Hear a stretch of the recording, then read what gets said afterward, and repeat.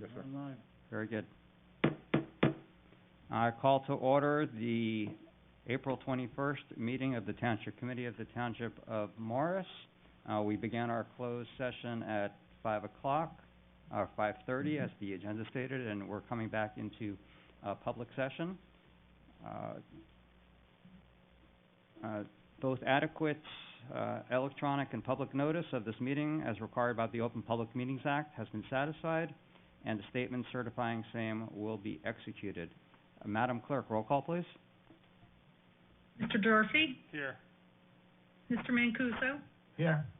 Mr. Ravitz? Here. Mrs. Wilson? Here. Mayor Grayzel? Here. Will everybody please rise for the Pledge of Allegiance?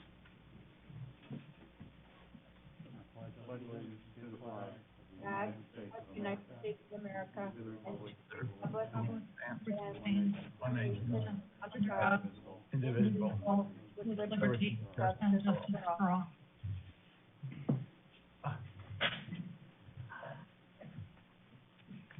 Thank you. First order of business tonight is the approval of meeting minutes from March 17th, regular and closed session, and the April 1st special meeting. Will somebody move those, please? Move they be accepted as circulated, Mr. Mayor? Thank you. Have a second? Second. All in favor? Aye.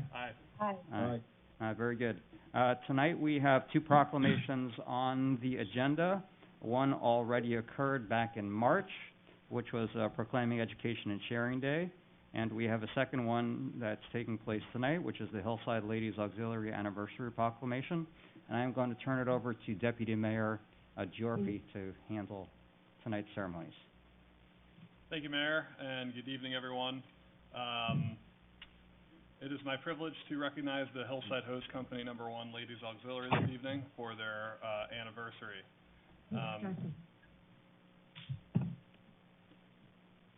Is everyone muted? Okay.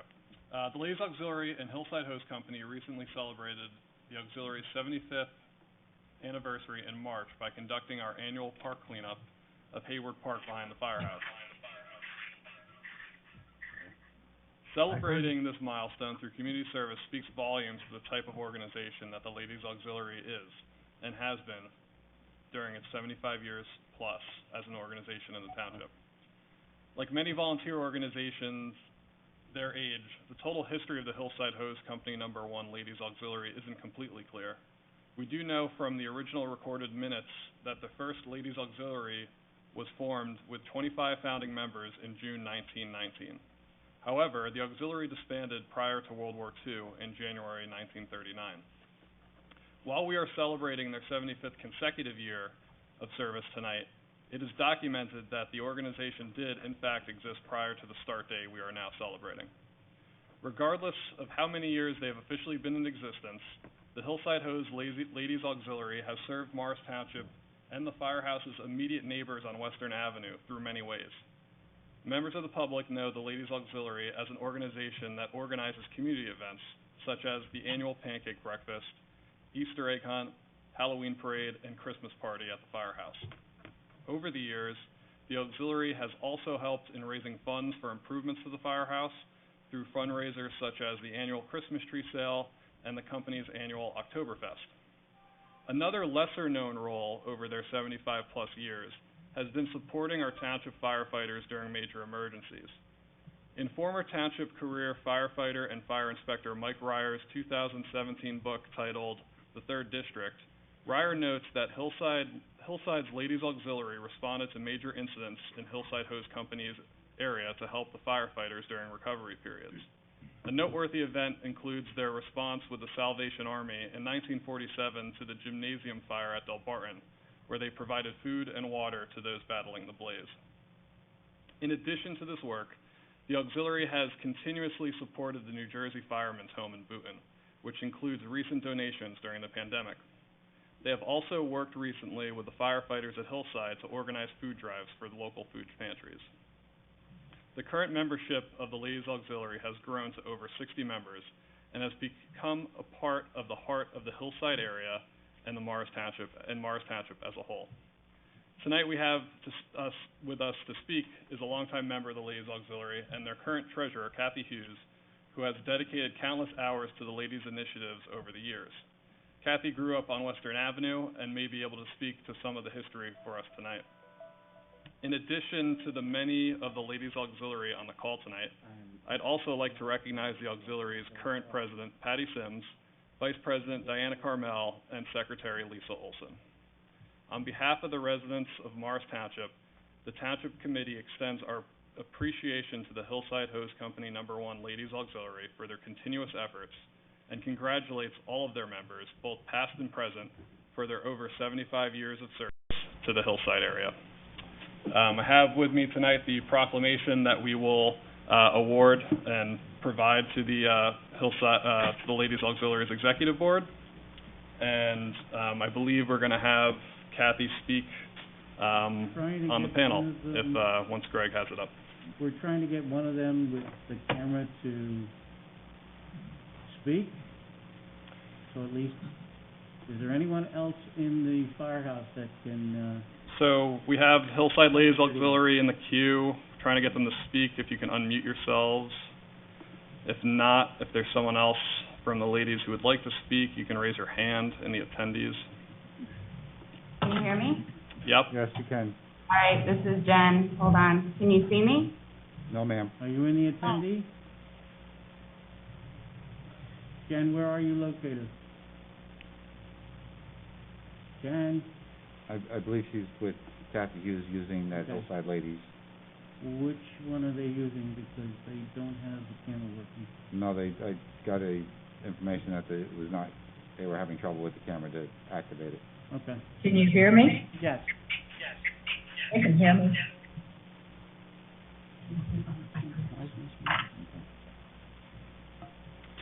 Go ahead. Okay. Yeah. Okay. Can you see? Turn this one off. Oh. If you have multiple devices on, someone has to mute theirs. Do you see Cathy? Whose video are we using? Jenny. Angela, Okay. Consuelo. Yeah.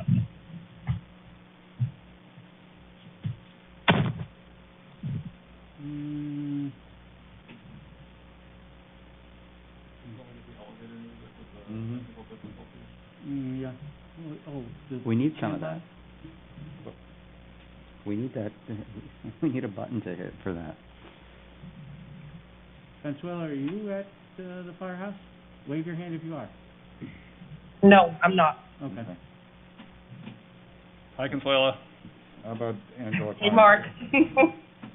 Would Angela Klein be at the firehouse, or she? Angela's at home, right? Correct. Do we have anyone else at the firehouse? Drew. I think they're all trying to get on one meet, that's why. Okay, Drew, you came over.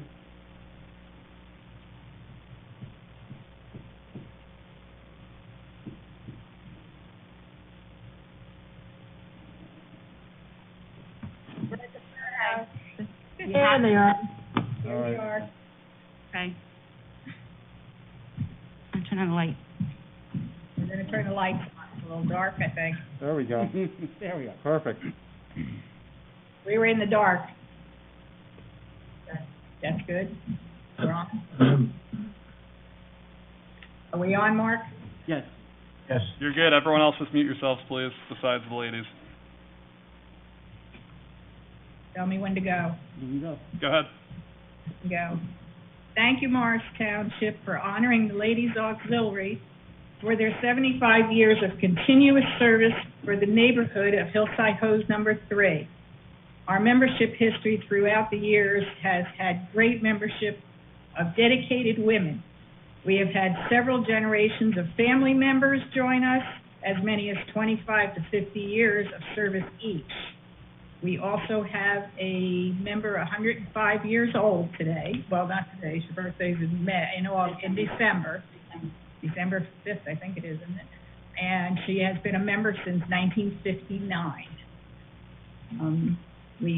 Through these years, many of them have been officers and committee members doing their best to service the firehouse and the community. We also had auxiliary members working along with firefighter husbands, working along with the firefighter husbands, of which two of our township fields, as Mark said, have been named after the firefighters, but their wives were also the auxiliary members. The Hayward Field off of Rolling Hill Drive and the field behind the firehouse on Western Avenue. It's been our great pleasure putting all of our planning organizations and having committees to have the continued to be successful having these Christmas events.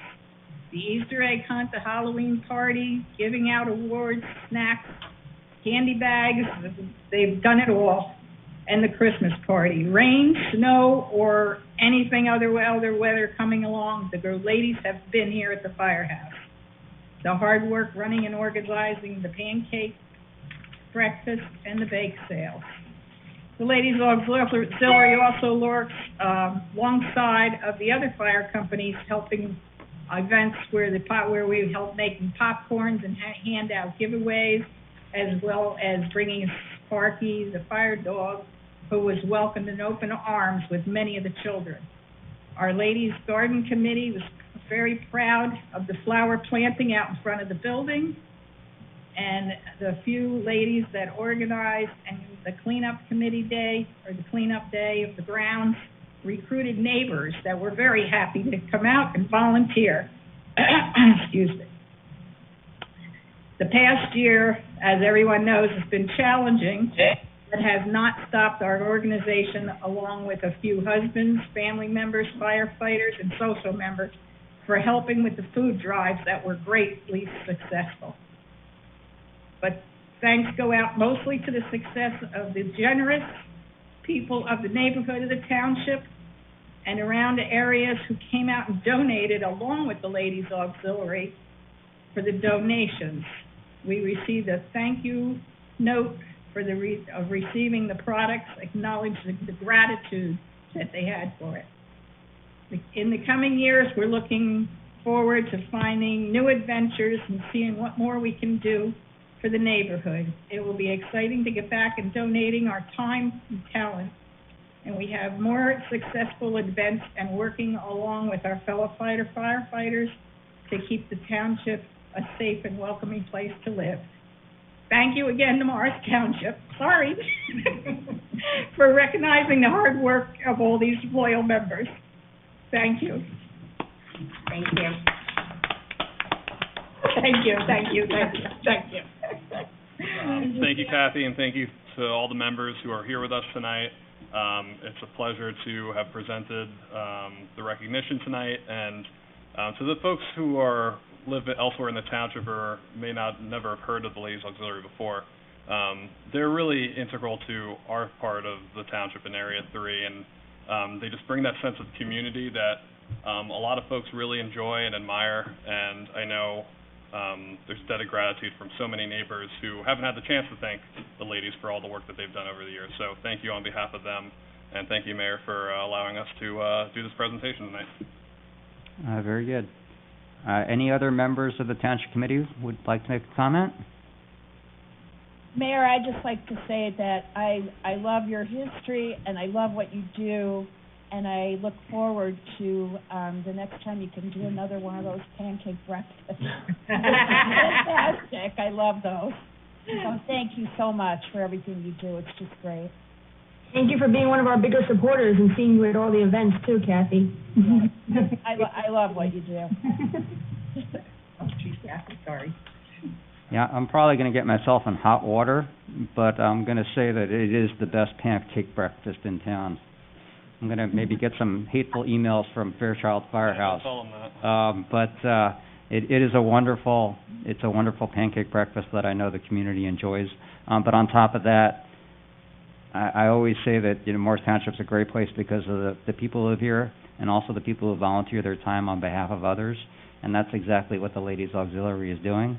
They're dedicating their time to not only to the firehouse but also to the greater community. and making Morris Township a great place for all of us. So thank you for your dedication, and thank you for your commitment to volunteering, and I look forward to the next time I can eat your pancakes. Mr. Mayor, I'd like to just kind of piggyback on that and say that I feel like I've been missing out now that I'm hearing about the best pancake breakfast in town. So rest assured, next time there is one, that I would be happy to show up and partake of something so delicious. So congratulations to the Ladies Auxiliary, and I look forward to being part of the next breakfast. We'll be looking forward to seeing you. Very good. So thank you, everybody. We'll continue with our meeting now. And Mark has a certificate he'll deliver to the firehouse. Very good. So I forgot to say at the beginning of the meeting that we are operating this meeting remotely via Zoom.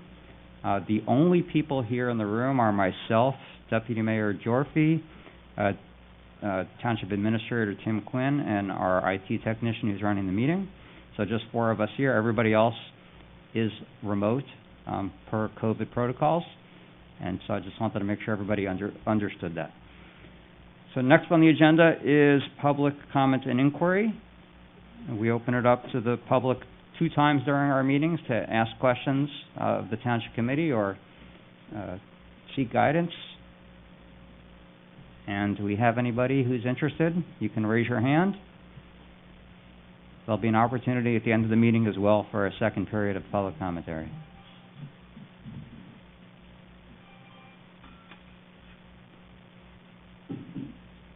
I don't see anybody myself.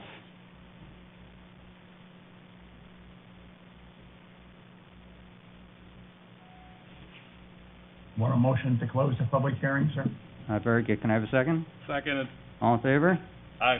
Aye. All right, thank you. So we will have a second round, as I said, later on in the meeting, in case anybody missed out this time.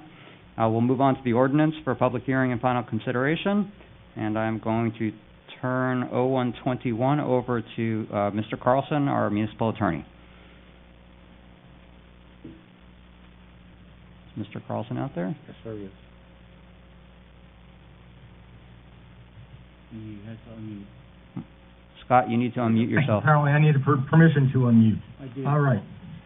Thank you, Mr. Mayor. First ordinance is 01-21, an ordinance of the Township of Morris, Morris County, New Jersey, adopting the redevelopment plan for 340 Mount Kemble Avenue regarding the property identified on the Township's tax maps as Block 6101, Lot 5, being 340 Mount Kemble Avenue, Morris Township, New Jersey, pursuant to the local redevelopment and housing law, NJSA 40A:12A-1 et sec. I'd note that this is only listed so that it can be carried to another date certain. My understanding is that this is that we're looking for a motion now to carry this redevelopment plan to a special meeting to be held. Thank you. A special meeting to be held on May 26, 2021, and to begin at 6 p.m. Is that correct? Make that motion. Yes, that is correct. We had a special meeting for this application, or this hearing, on April 1st. At that time, we didn't have the date set, so we continued it until tonight, and now we have a date certain of May 26th at 6 p.m. So will somebody move the continuation? Right, we have to move in a second, so somebody move the continuation? I will move. Second. Very good, thank you. Mr. Crawford should make a claim that this is without notice. And yes, just to be clear, Mr. Carlson, there's no further notice required on this hearing, correct? Correct. There'll be no further notice to the public other than the notice being provided here tonight. Very good. Thank you. Madam Clerk, roll call, please. Mr. Gyorfy? Yes. Mr. Mancuso? Yes. Mr. Ravitz? Yes. Mrs. Wilson? Yes. Mayor Grayzel? Yes. So again, the hearing on the 340 Mount Kimball redevelopment project will take place on May 26th at 6 p.m. Mr. Carlson, ordinance 0821, please. Thank you, Mayor. This is an ordinance modifying and amending Article 32 entitled Historic Preservation Commission, in particular Section 57-159 entitled Establishment, Membership, Powers and Duties, to amend Sections G and H to add Sections I, J, K, and L. My understanding is that there are some revisions that need to be made to this ordinance, and since it's here already had first hearing, it will be required to be withdrawn and reintroduced. So I think we're looking for a motion to withdraw ordinance 08-21. So moved. So moved. Second. Very good. Just to be clear, we did introduce this ordinance at the last meeting. It went to the planning board. The planning board reviewed it and had some comments, some good comments, and some cleanup that needed to be done. So this is not disappearing. We're just going to be reintroducing a cleaner version of this ordinance at the next meeting. So with that, I'll ask for a roll call. Roll call to withdraw, correct? Yep. Yes, roll call to withdraw this ordinance. Mr. Gyorfy? Yes. Mr. Mancuso? Yes. Mr. Ravitz? Yes. Mrs. Wilson? Yes. Mayor Grayzel? Yes. Thank you. Mr. Carlson, 09-21. Thank you. This ordinance concerns calendar year 2021 ordinance to exceed the municipal budget appropriation limits and to establish a cap bank pursuant to NJSA 40A:4-45.14. This is a budget document. I'm sure that Mr. Quinn can give any needed background. Sure. Yep, thank you, sir, and this is a requirement for the budget process that if we do not go to the appropriation limits, we can take that funding and put it towards other years where we may have to utilize it. It's not actually a bank, it's just a process that we go through to put them a reserve for future year budgets if needed. And if Mr. Gannon has anything else that he could probably do that much better than I, but Yes. Yeah, I would just mention that each year the state of New Jersey sets a percentage that the cap can go up. By statute, every municipality is allowed to increase that percentage up to 3.5% by ordinance. And as Mr. Quinn kind of mentioned, is that it has nothing to do with increasing spending. It just allows the township to increase the amount of appropriations that it can, or ability to increase the budget in future years if necessary, where, sometimes things go within cap and inside cap. It's really just a prudent measure that most municipalities utilize, just to ensure that, on any given year there could be a unusual event or emergency that may require an increase within cap. So it's a prudent measure that most municipalities use. Very good. Thank you, Mr. Gannon. And you'll hear more from Mr. Gannon later. He's the municipal auditor. So with that said, do we have a first? No, we're doing a final roll call. So we're just doing a final roll call. I don't know if you have a motion yet. Did we have a motion to move? Motion. Did we open to the Yes. public? Yeah. Yes, we do have to open it up. So let me get a first and a second, and we'll open up to the public for questions. Somebody move 0921, please. So moved. We have a second? Second. Very good. So we'll open it up to public questions and comments. If anybody from the public would like to speak about 0921, please raise your hand. And seeing none, can I have a motion to close public commentary? Closed. Second? Second. All in favor? Aye. Aye, very Aye. good. Madam Clerk, roll call, please. Mr. Gyorfy? Yes. Mr. Mancuso? Yes. Mr. Ravitz? Yes. Mrs. Wilson? Yes. Mayor Grayzel? Yes. Mr. Carlson, ordinance 1021, please. Mayor, I believe you have a statement you need to read. Yes, I do. Thank you very much. You're welcome. I, Jeffrey Grayzel, Mayor, declare the ordinance adopted and finally passed, approve the same, and direct that the clerk publish proper notice thereof in the newspaper and to record the ordinance in the proper place. Thank you, Mr. Carlson. 1021, please. Thanks. This is an ordinance amending Chapter 447, Pool Municipal Rules and Regulations, and in particular replacing Section 447-5 entitled Membership Fees A through L, including operating restrictions from the COVID-19 pandemic, This concerns changes being made to the swim pool membership process as a result of COVID restrictions. Very good. So before we open up to public questions and comments, will somebody move 1021, please? So moved. I have a second? Seconded. Very good, thank you. Before I open it up to public questioning and commentary, I don't know if anybody from the public is here to discuss this, but those who have tried to sign up for the swim pool, not everybody has been able to sign up due to the COVID restrictions. We have a 50% cap at the pool, and in order to control crowds, we had to cap our membership numbers, and that is the reason why there's now a wait list for the pool. That really has nothing to do with the ordinance itself, but it has to do with the restrictions put in place because of COVID. And I wish we could have found a way to increase capacity and increase access to the pools. We weren't able to do that, but that is the reason why some people are now on the wait list, just so everybody understands. And with that, I will open it up to public questions and comments. If you have a question or comment on Ordinance 1021, please raise your hand.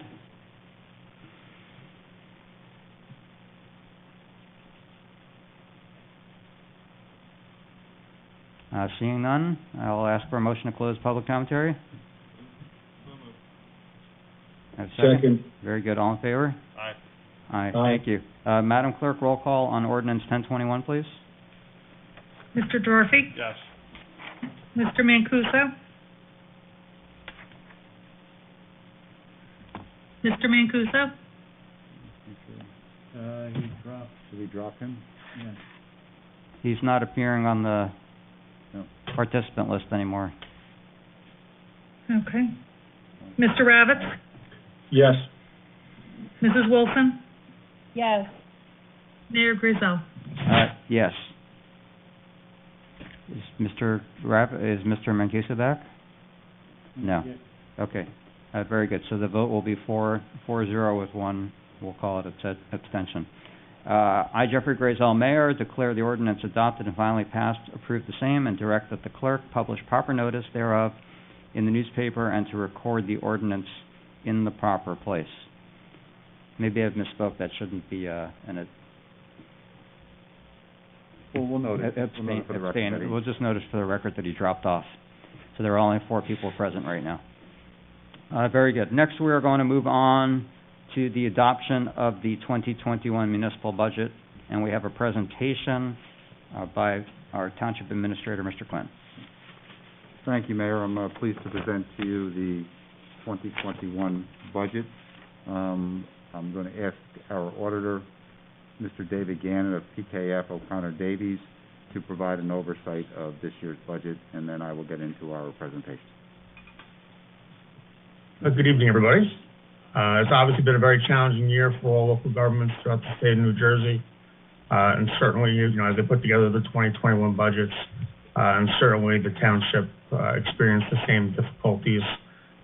Costs continue to rise, and while the township saw, significant decreases in a number of revenue sources in 2020, that typically, supports operating budget.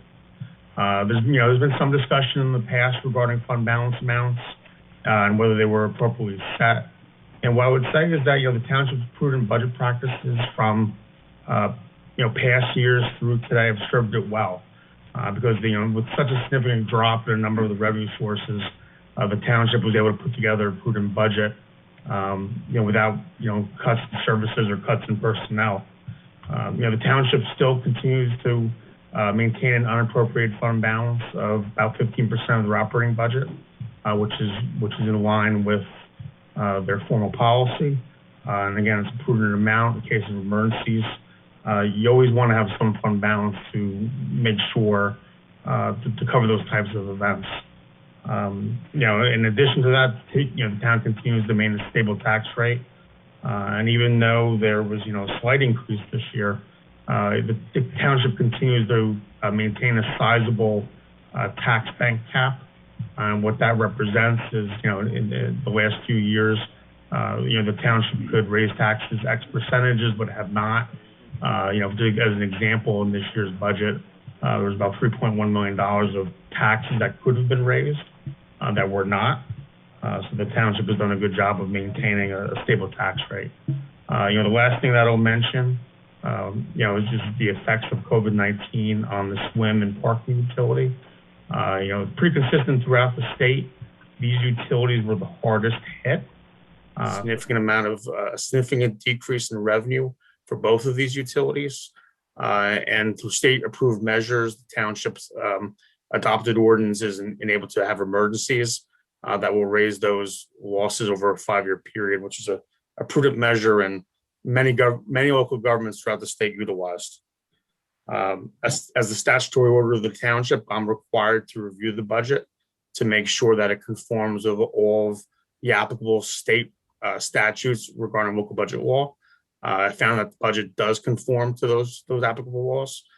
In addition to my review, the Division of Local Government Services also reviewed the township's budget this year and found the same, in compliance with all regulations and all the limitations that the statutes have. Mr. Quinn? Thank you, Mr. Gannon. Mayor, I'm going to work on setting up my share screen. Mr. Mancuso is back on. I'm not sure if he's permitted to vote at this time or provide that he would have voted, or if it's closed. I'm back on.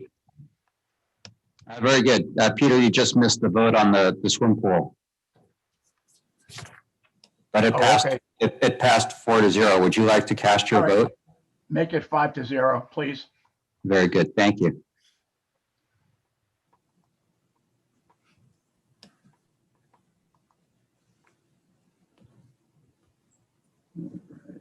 Okay, can everybody see the screen then for the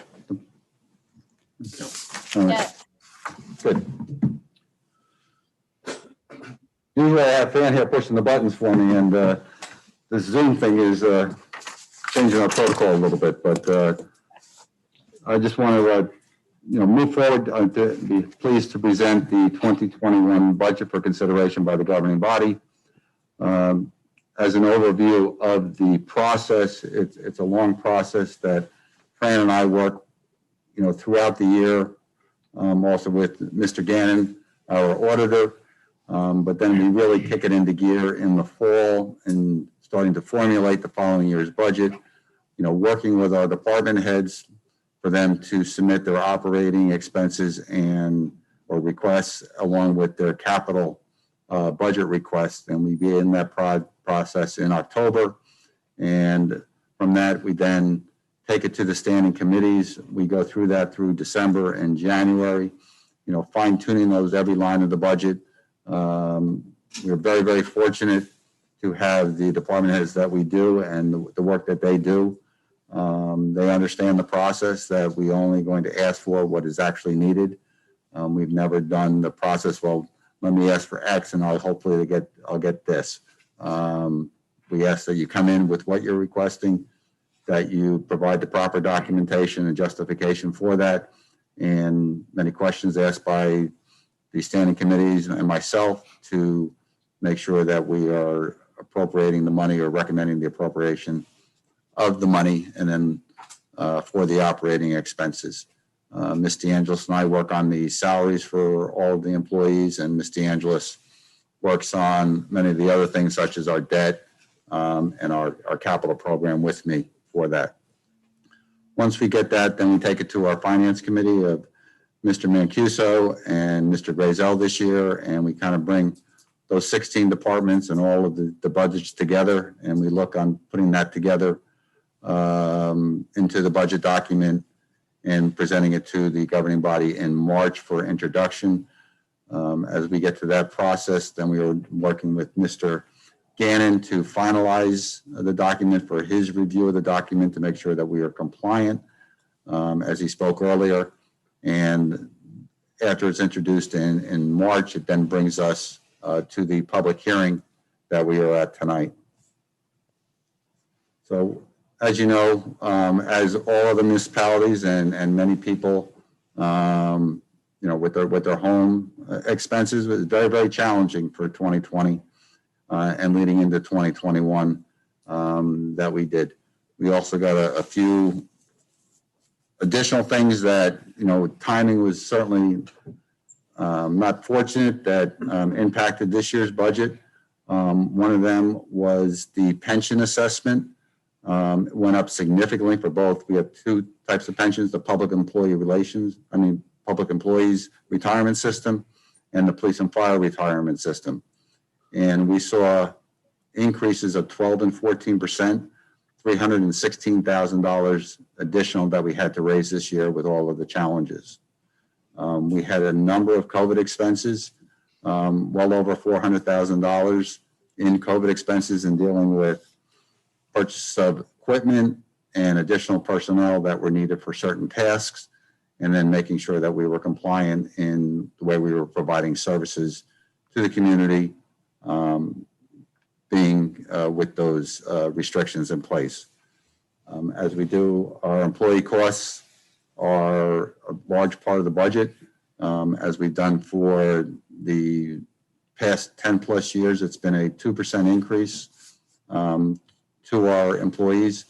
Township has always taken the position that our union employees and our non-union employees should be receiving similar increases in compensation, and we continue that for 2021 as in past years.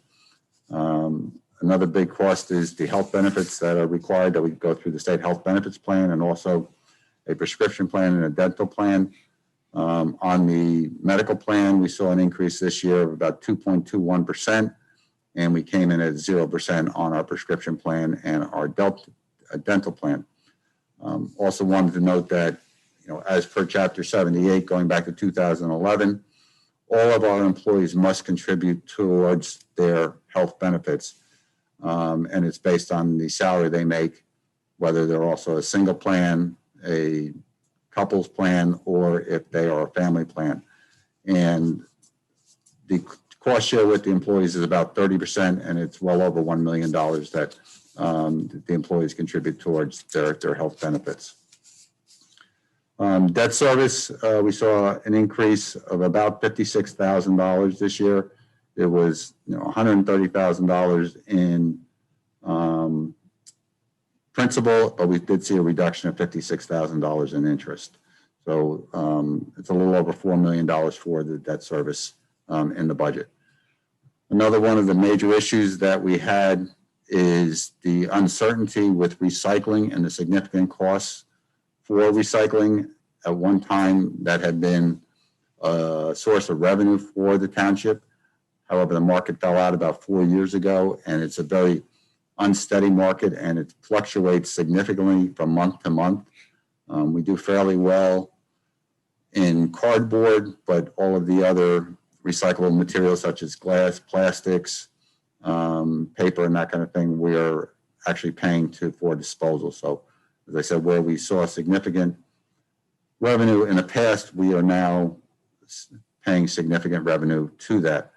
We also saw, due to COVID, about a 9% increase on our tonnage that equated to about an additional $60,000. So between recycling and tipping fees, we had to add in another $225,000 of expenses to that.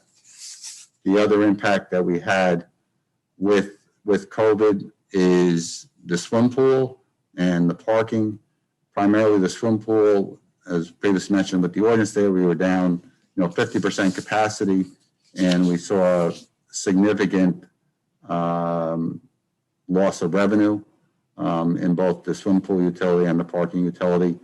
And as we go into this budget here, we had to take that into consideration, that we would not be able to budget on the revenue side what we normally would have, well over $700,000 to $750,000, but we had to keep that down around $400,000, and hopeful that we will make that number, and that the current capacity limits that we're restricted to will be raised so that we can increase membership. And we are working very diligently with the standing committee of Mr. Ravitz and Mr. Mancuso to find ways to get more members in and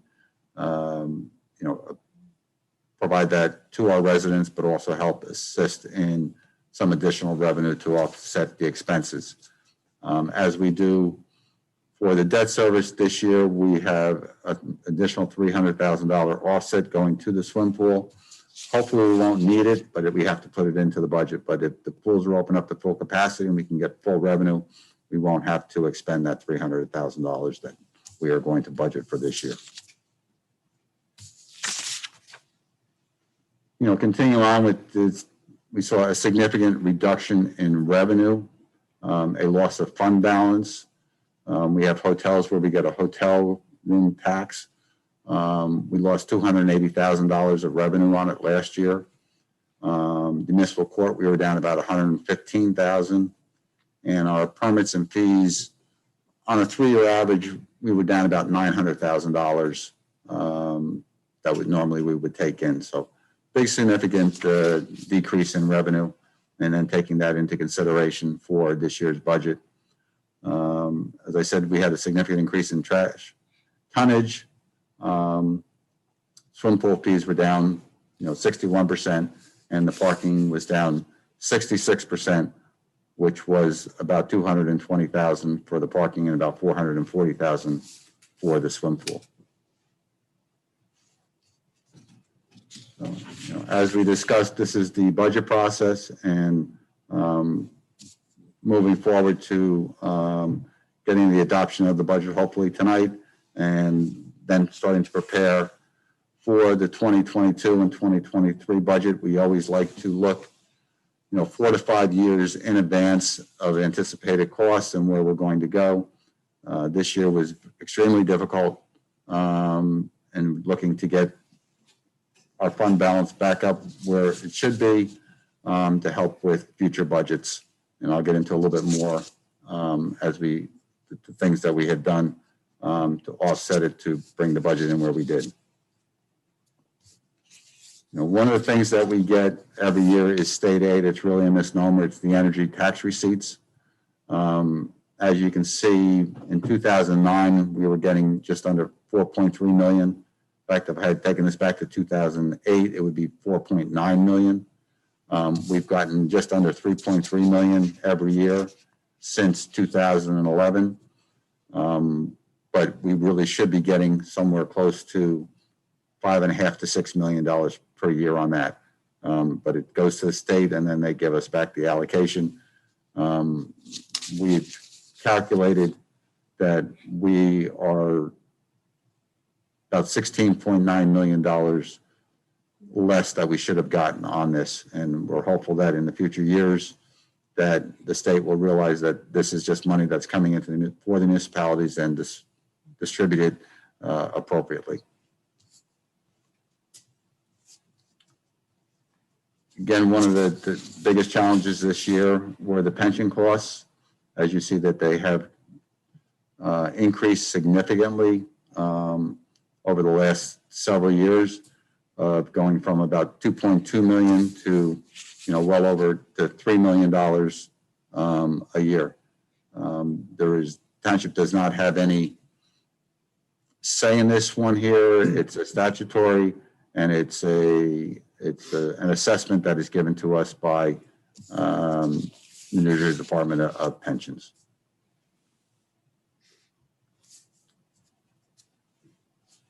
Also wanted to kind of review here is just the cost of the state mandates. And we saw a significant increase, as I previously spoken on several of them. These are the costs that are beyond our control. We're looking at an increase this year that I put into the budget of almost $365,000, with the majority of that coming from the increases in pension, as $336,000 of that.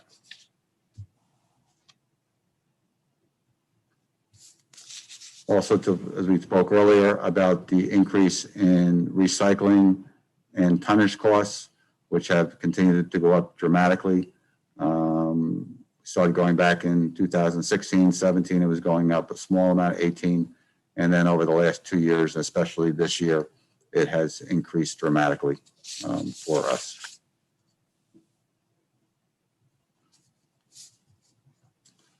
Wanted to talk a little bit about the township debt and the debt policy.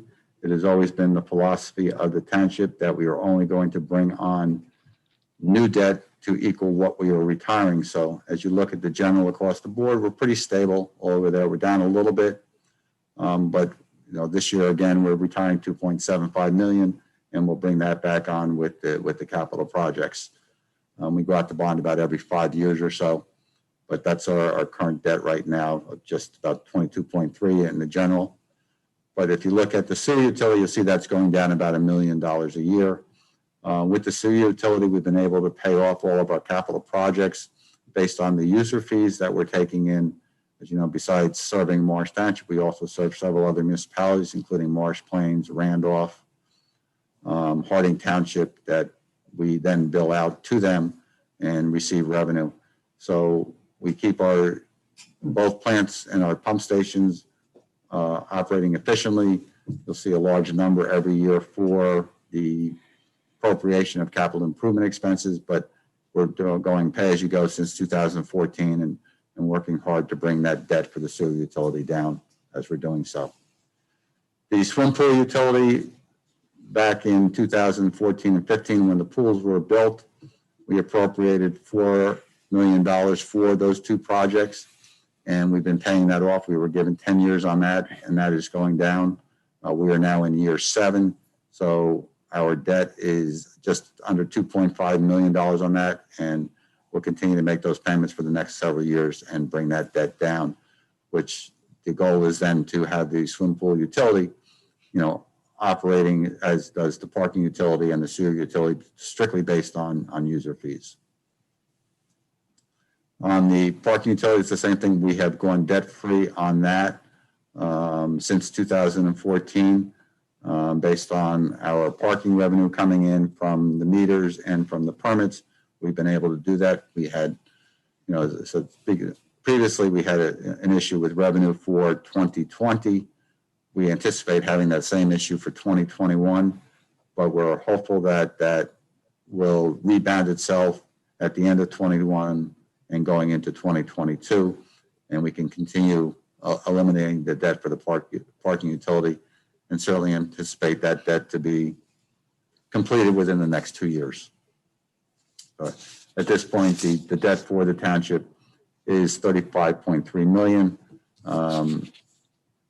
Mr. Gannon can probably give me the number, but I think it's somewhere up around $180 to $200 million a year that we would be eligible to go for. But we've always been very prudent with the debt and keeping that very low, because it does have a fairly significant impact on the overall budget.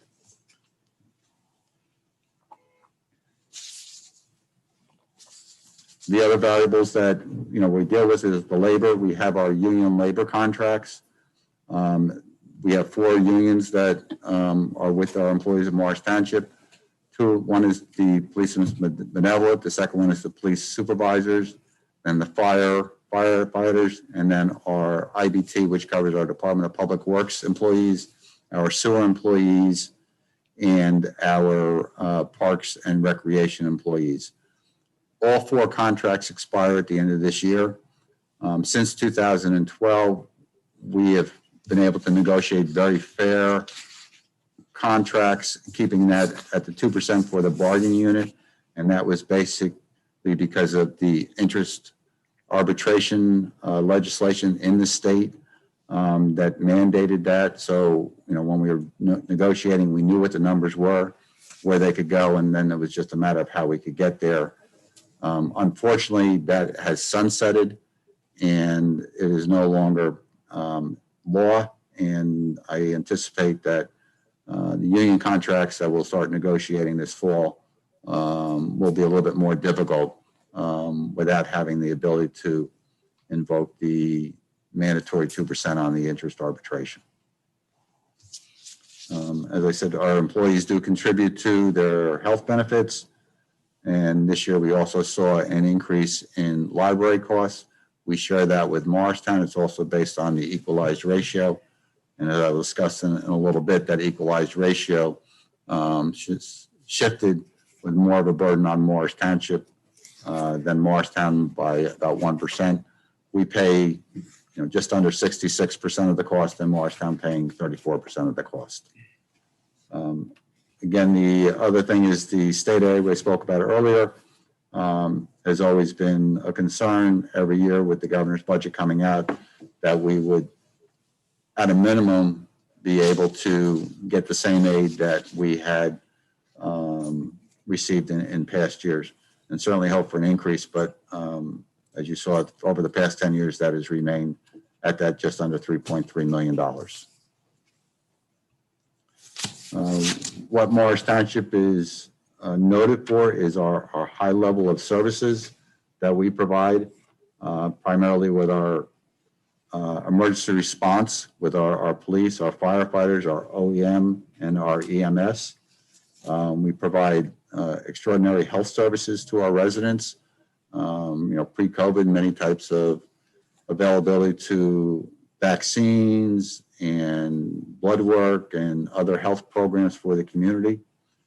Our Department of Public Works, works very hard in servicing our residents in the daily collection of trash and recycling.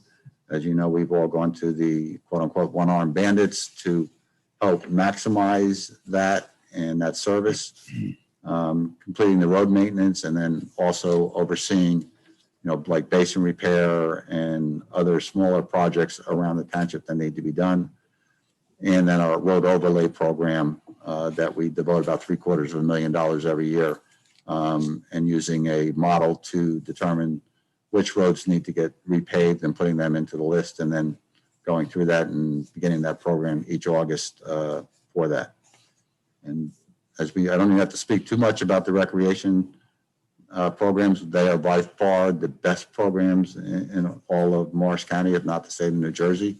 We have a terrific crew led by Bill Folse that provides many, many services to our residents and also residents from other communities, with a variety of programs throughout the year, both indoor and outdoor, and then running our summer playground program in the summer.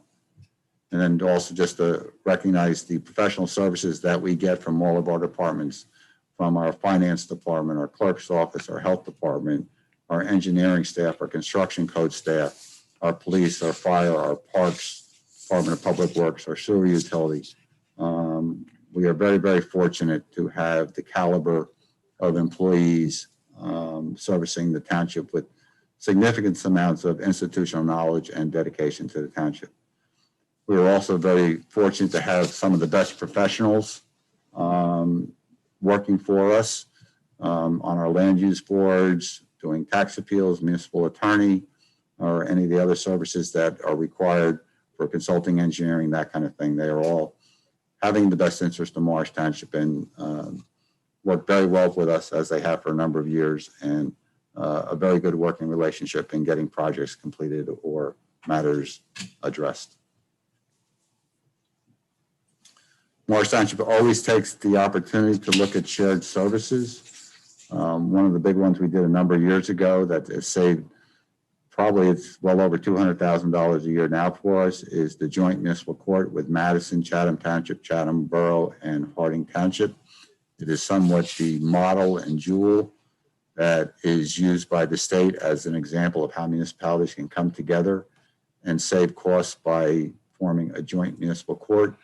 As I said, we've been recognized through the state as the model, and it's saving us a significant amount of money every year in doing that shared service. We also do a number of contracts with neighboring towns for sewer service. On some of those, we take the effluent. On other ones, we provide the effluent, but we work with those municipalities so that we can reduce our costs for the sewer utility. The other one is, the joint public library that with Morristown and Morris Township. And, one of the best libraries, local libraries around, with many, many services for our residents. The other major one we have is our public safety communications, mutual aid and shared resources that we do with the County of Morris. They do the 911 and the dispatching for our emergency services. It's a Class 1 first grade operation that they do, very professional, and enhances our ability to effectively respond to the community, whether it's an emergency or a non-emergency.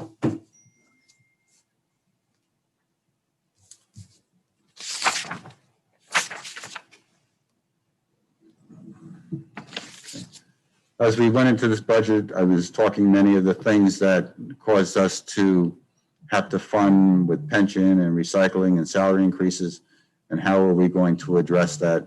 And the way we did that is we really took a very, very hard look and going to see where we could reduce operating expenses, and we were able to reduce those operating expenses by about $314,000. We also took a look at our capital funding program. Besides the funding that we do for the debt of about $2.75 million.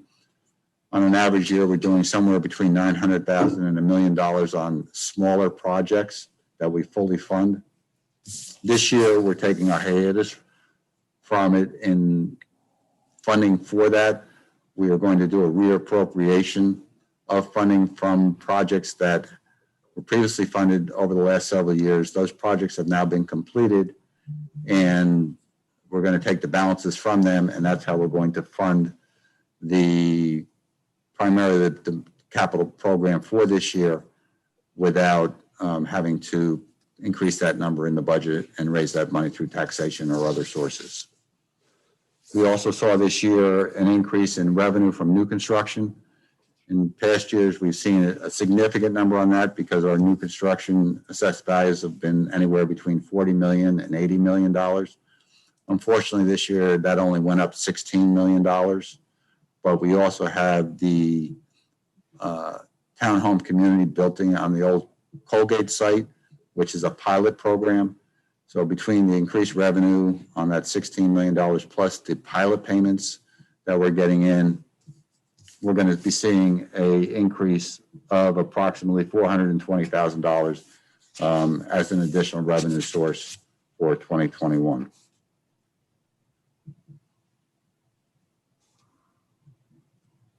Come on.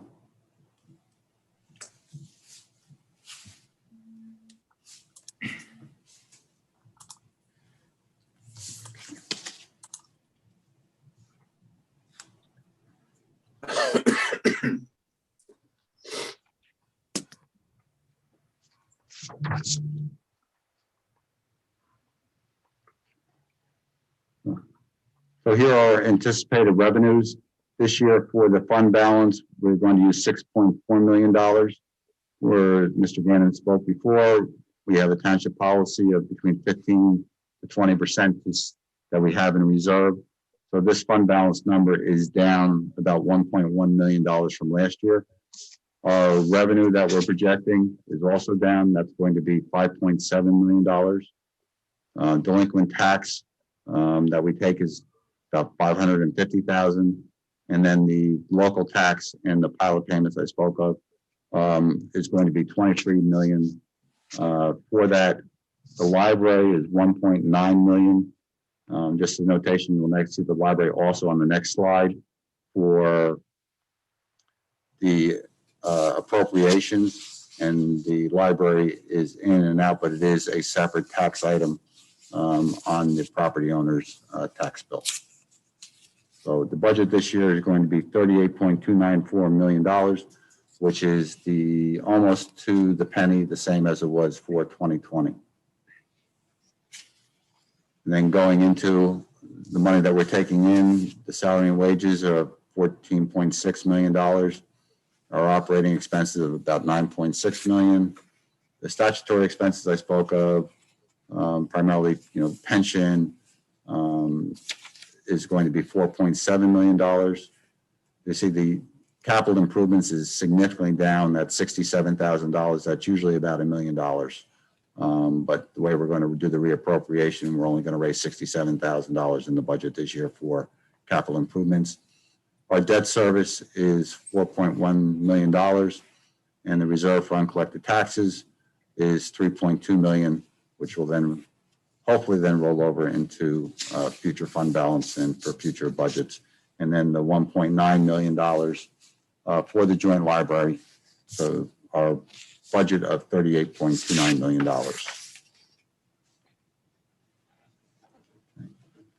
So this slide will show you basically where we are with our assessed property values. Went up slightly for 2021, where it had gone up significantly in previous years. There's an equalized ratio that's calculated by both the state and the county as to what that would actually be if somebody had sold their home or business. It's at 93.92%. Back in 2016, we went through the reval, a little over 100%, and then that grows down slightly every year. That's actually a good sign for our property owners, because as that number goes down, the better value they are getting for their homes. But then it goes into an equalized value that's used when there's a cost share on the assessment of taxes such as the school district or with the county of Morris.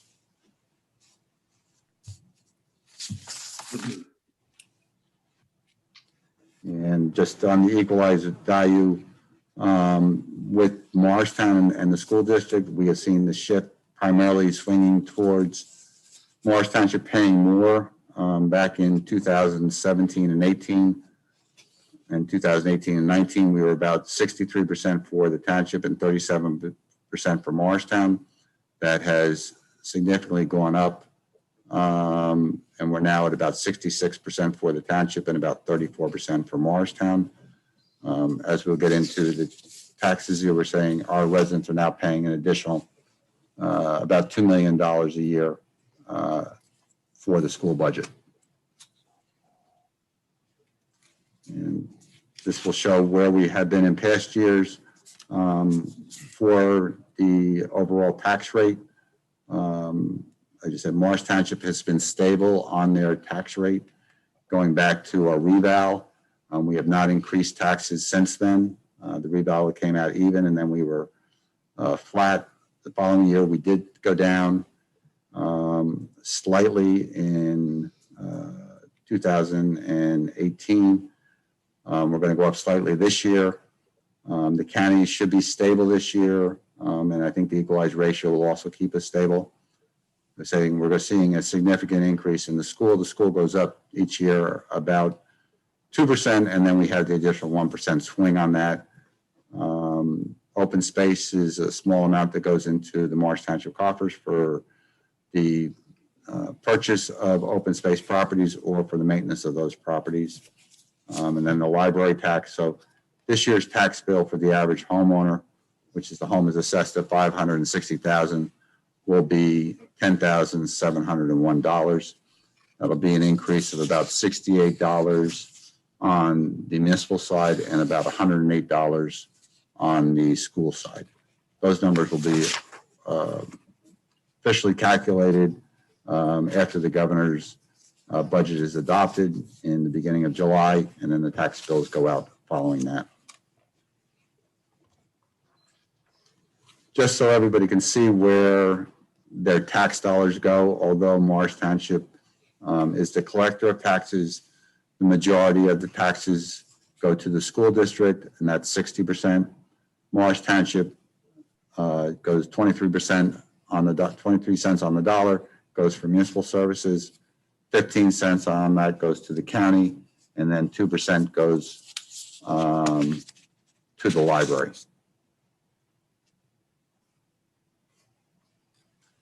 And just kind of seeing where we are compared to the school district and raising taxes each year. The big, where you see coming down, that was the reval year. Morris Township has been, steadily flat or reduced through that period of time, where on the school district side, we've seen, at least 2%, if not more, each year.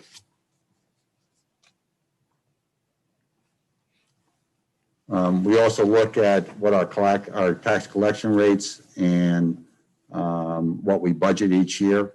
We've been very, very good in the collection rate. Our tax collector does a terrific job in making sure that moves forward. We're well above 99% each year. We dropped, a fraction from 19 to 20, but even with COVID, we still were able to have a good tax collection rate to help us into the future years. And the difference that we have there then rolls over into fund balance that will keep our tax rate stable.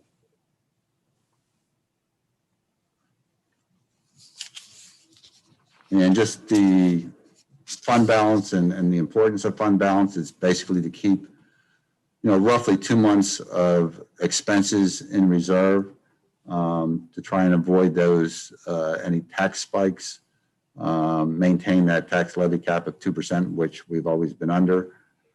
The fund balance in case there's a loss of revenue, especially since we had that last year.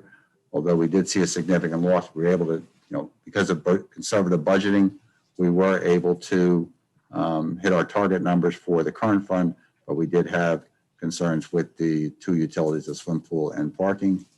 It's also available for us if we have emergencies such as natural disasters,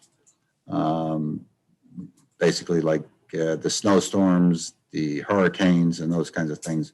We have access to funds if we need it. We've had to use it in the past for road collapses or emergencies that were unanticipated because of those storms and getting us back up and operating. There's also the reserve for us for tax appeals. Again, we have a tax appeal exposure every year, primarily on commercial properties. We also saw coming into 2021, we have some more exposure based on COVID, and it's important that with the office buildings that we have, oftentimes if they have vacancy rates and everything else, they can get a tax appeal and reduce the taxes they're paying. So keeping a very close eye on that as we come out of COVID, and we're hopeful that these office buildings are, fully constituted as they were prior to that, and that we can defend any of the appeals that we have. And jump to the next slide, just our fund balance policy to,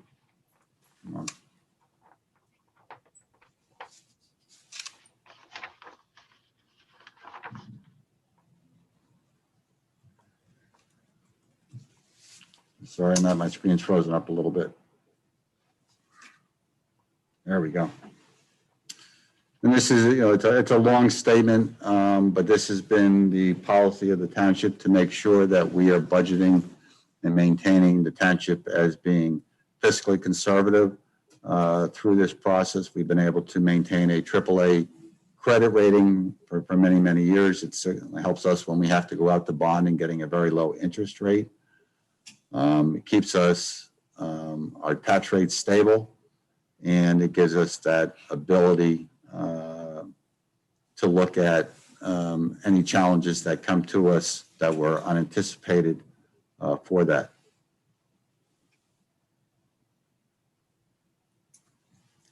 And just as you can see, where our fund balance comes in at the year end and what we use and what the balance is as the remainder, and that policy is between 15 and 20%. In 2019, we were a little over 16%. This year, we're right at 15%. We are using, as you'll see, our year-end fund balance was down about $1.5 million. And we also dropped what we were going to use so we can maintain that 15%. We dropped it down 1.1 million to that $6.4 million. Just want to talk a little bit about the sewer utility, the parking lot utility, and the swim pool utilities.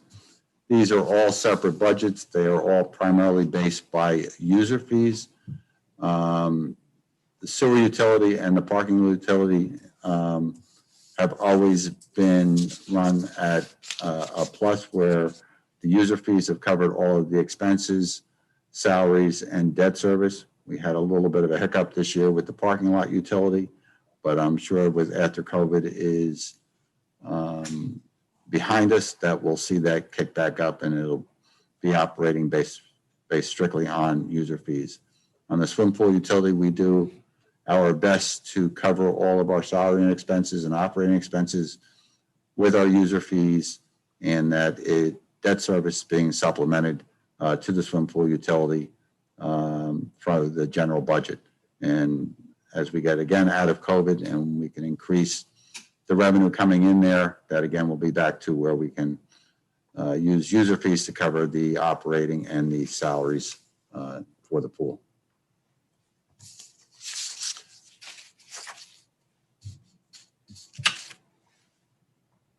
Just looking at some of the concerns as we go forward, important, as you saw, that $1.5 million reduction in our fund balance at year end, working to regenerate that for 2021 and 2022.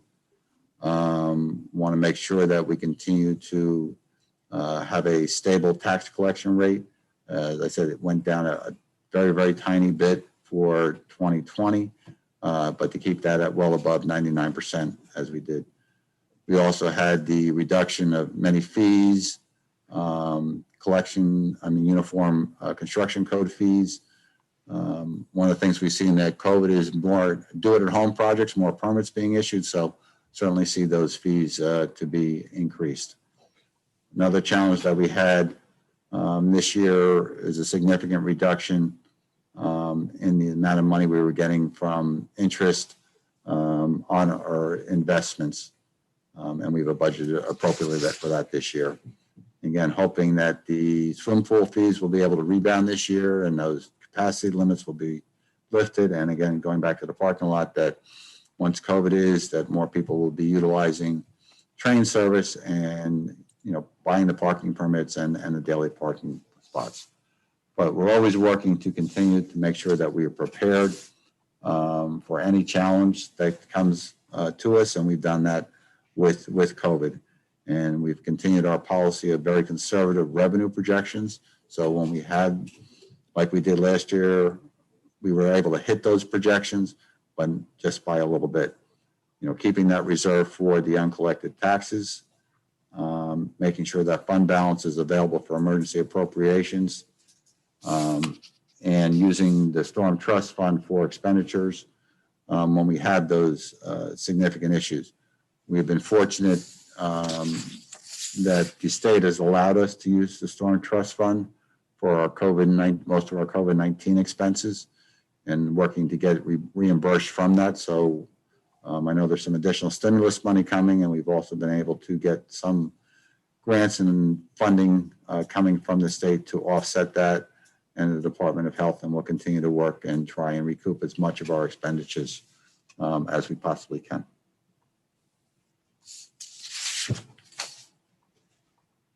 Okay, so basically what this budget brings to us is we're going to maintain all of the services that the township provides.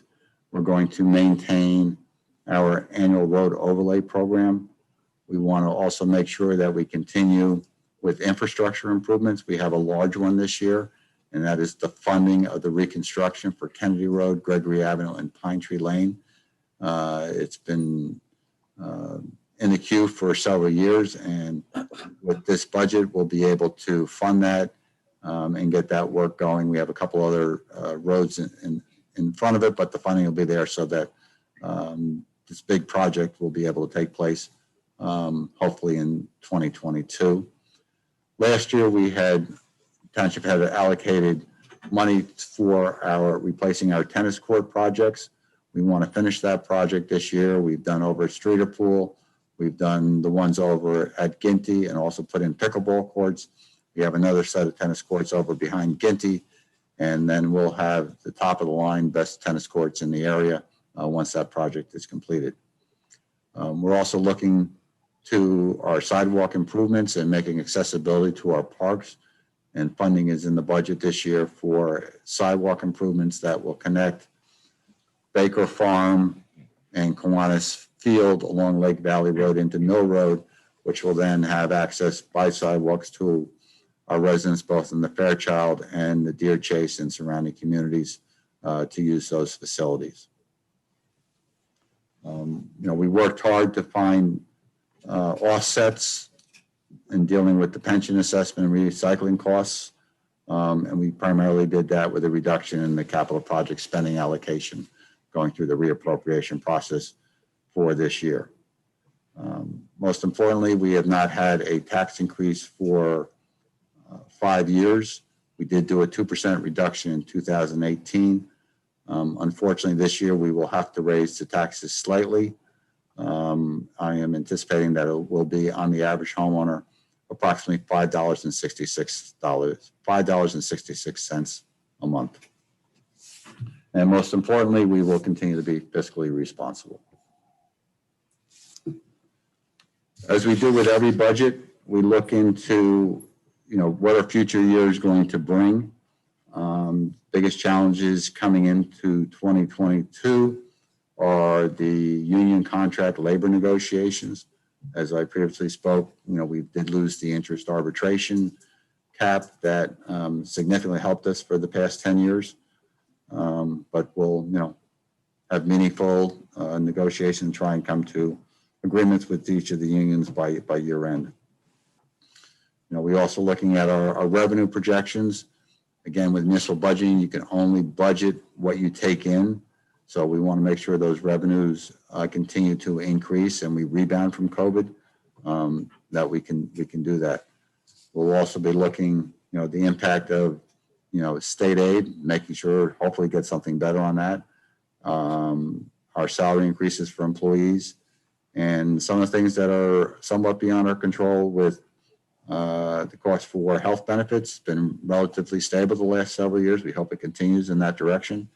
And we hopefully the pension will stabilize and there is a bill currently pending before the legislature that will give municipalities more control over the pension by separating it from the state system, still managed by the Department of Pensions. But as I said, we saw a 14% increase this year on that and, significant amount of money that had to be raised in a very, very difficult budget year. And Mayor and Committee, with that, that concludes my presentation. And I would certainly open it up to any questions that members of the committee have and then recommend that we open it up to the public. Very good. So I'll start with one question. You said that the budget this year is almost to the penny the same as it was last year, correct? That is correct, sir. So then why is our tax rate going up? We had to raise taxes to get there because of the significant loss in revenue that we had from previous years. Very good, thank you. I just wanted to make sure the public understood what we're up against with the revenue shortfalls due to COVID. Thank you. And thank you, Mr. Quinn, for that very nice presentation. I also want to thank Francine DeAngelis, who's out there in the public, for all your hard work in putting this budget together. And also Mr. Mancuso, who heads our Finance Standing Committee, for all his hard work in, I'll call it shopping the budget around to all the Township Committee members and explaining all the details to them. So thank you to the entire team that's been involved. So let's open it up to Township Committee members. Mr. Gyorfy. Thank you, Mayor. And first off, thank you, Mr. Quinn, for the presentation. Thank you, Fran. Thank you, Mr. Mancuso. Thank you, David Gannon, as well, for joining us tonight. I did have one question, a follow-up question about the stimulus, federal aid. Has there been an update in terms of timing and formulas or anything like that? I know we've discussed that earlier in the year, and there was a tremendous uncertainty about it. I have not received any notification yet from the state or DCA.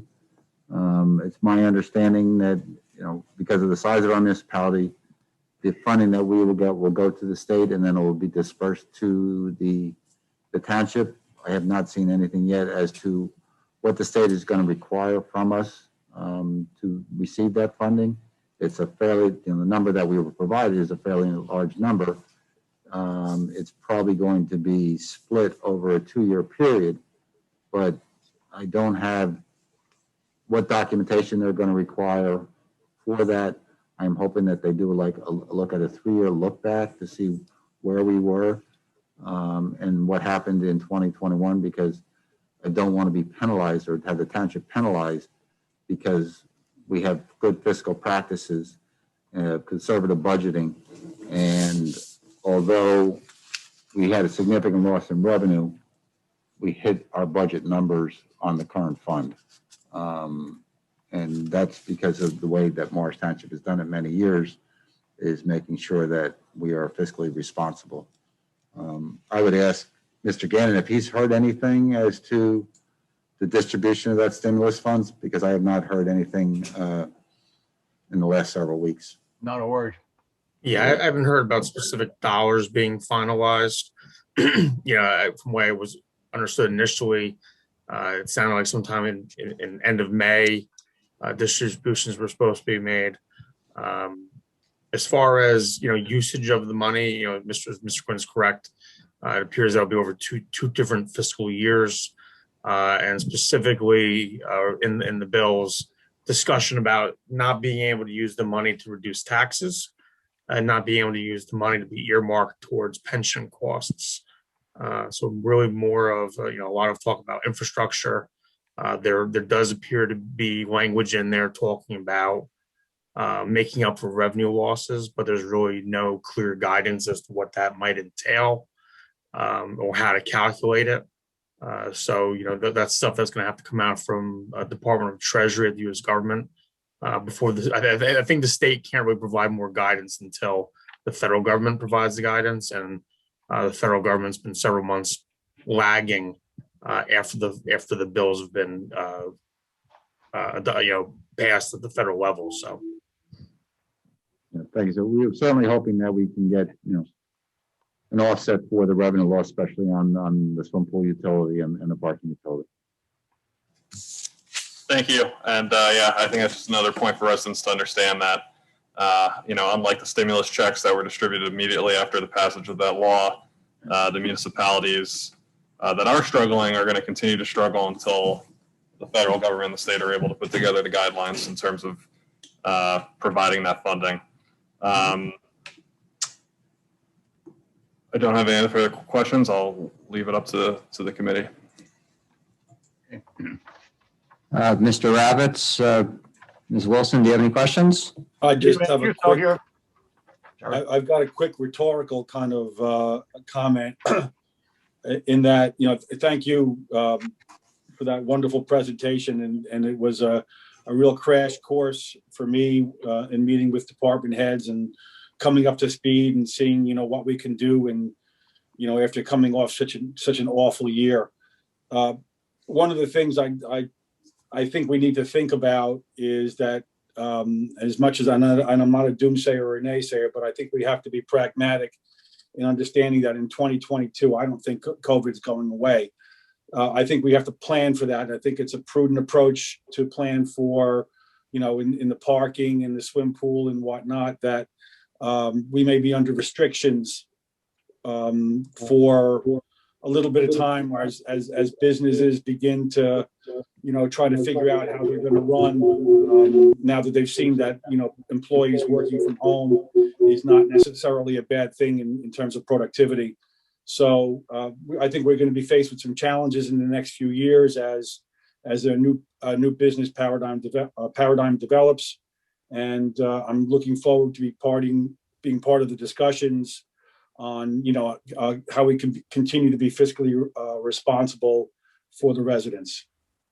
And that's all I have to say. Thank you. Peter, I think you were trying to make a comment. Mr. Mancuso? He's on twice, so he's gotten to May have gotten Okay.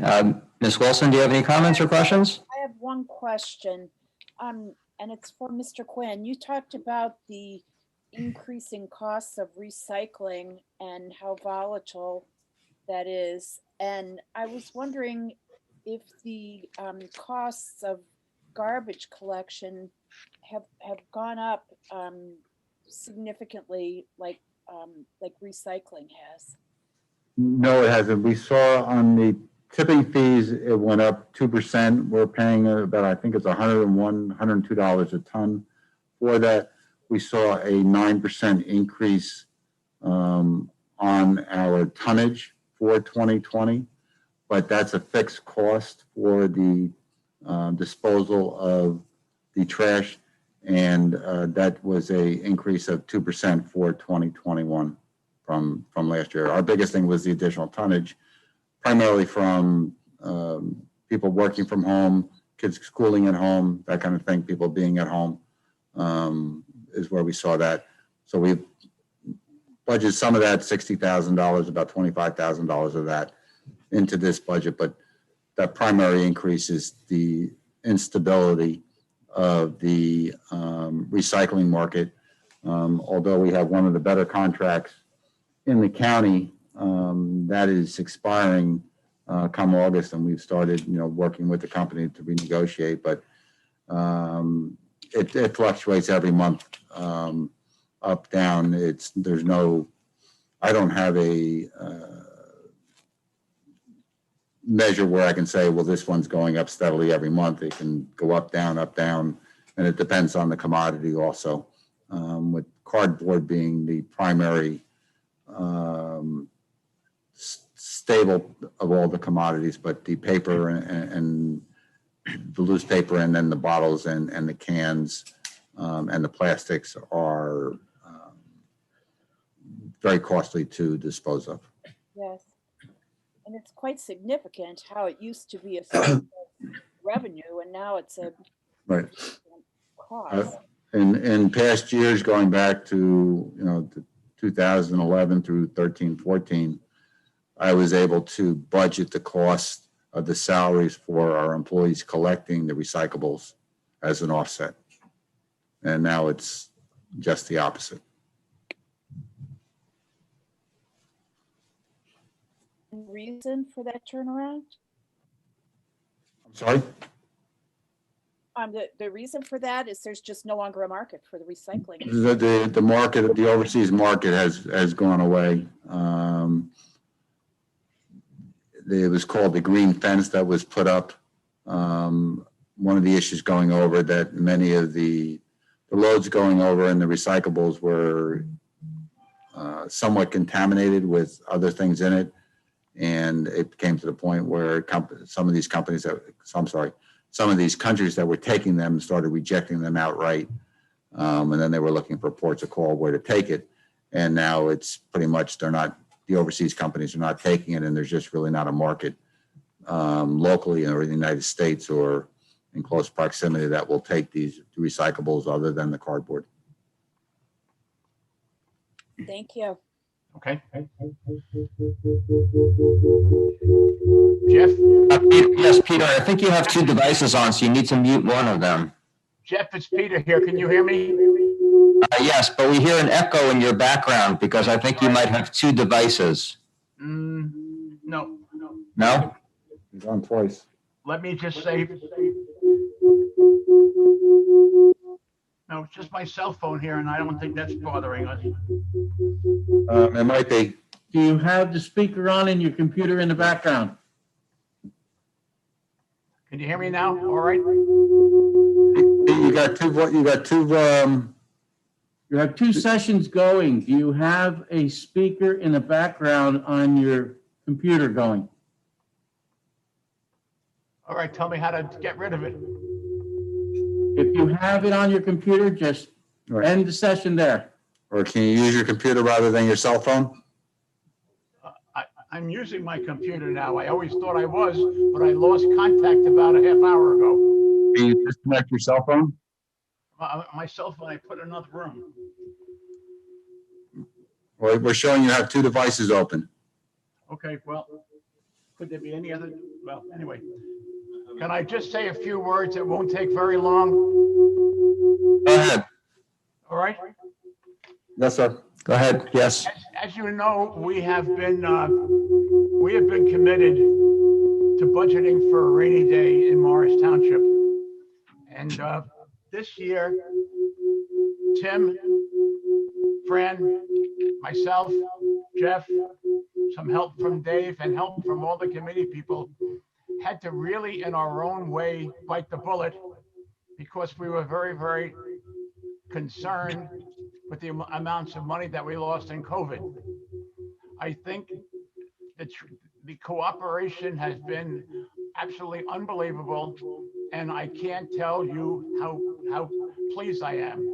I think this is the 20th budget I've done during my 2 tenures here in Morris Township, and I just know that this was the hardest one to do, and we all did what we had to do. I just look at that fact or figures I gave you, I think 1 meeting ago, talking about the outstanding towns in the whole state, and of the 566 towns, we still were 60th of all. So it's not easy speaking like this, but let me just say one thing. I'm proud of us. I'm proud of the town and everything we've done. Can you hear me? We can, sir, yes. All right. God bless you all. Take care. Thank you. Thank you, Peter. Yep, thank you, Peter, and thank you again for all your hard work leading the Finance Standing Committee on this effort. Yep. Peter, please stand because we have to do the vote. Go ahead. Very good. Are there any other questions or comments? Okay, very good. So just to loop back to what Mr. Gyorfy was referring to before with federal aid, it's going to be very important not only for our town, but for towns across New Jersey, across the United States, because of the revenue shortfalls we've had. We cut to the bone this year a lot of things, and I don't think we can continue that way. So we're looking to that federal aid to help keep us whole, keep us moving forward in the right direction, and providing the high level of service that our community expects out of us. So with that said, I thank Mr. Quinn again, Francine DeAngelis, who we haven't heard from this evening, but she's on the Zoom. Thank you, Fran, for all your hard work. She is our CFO.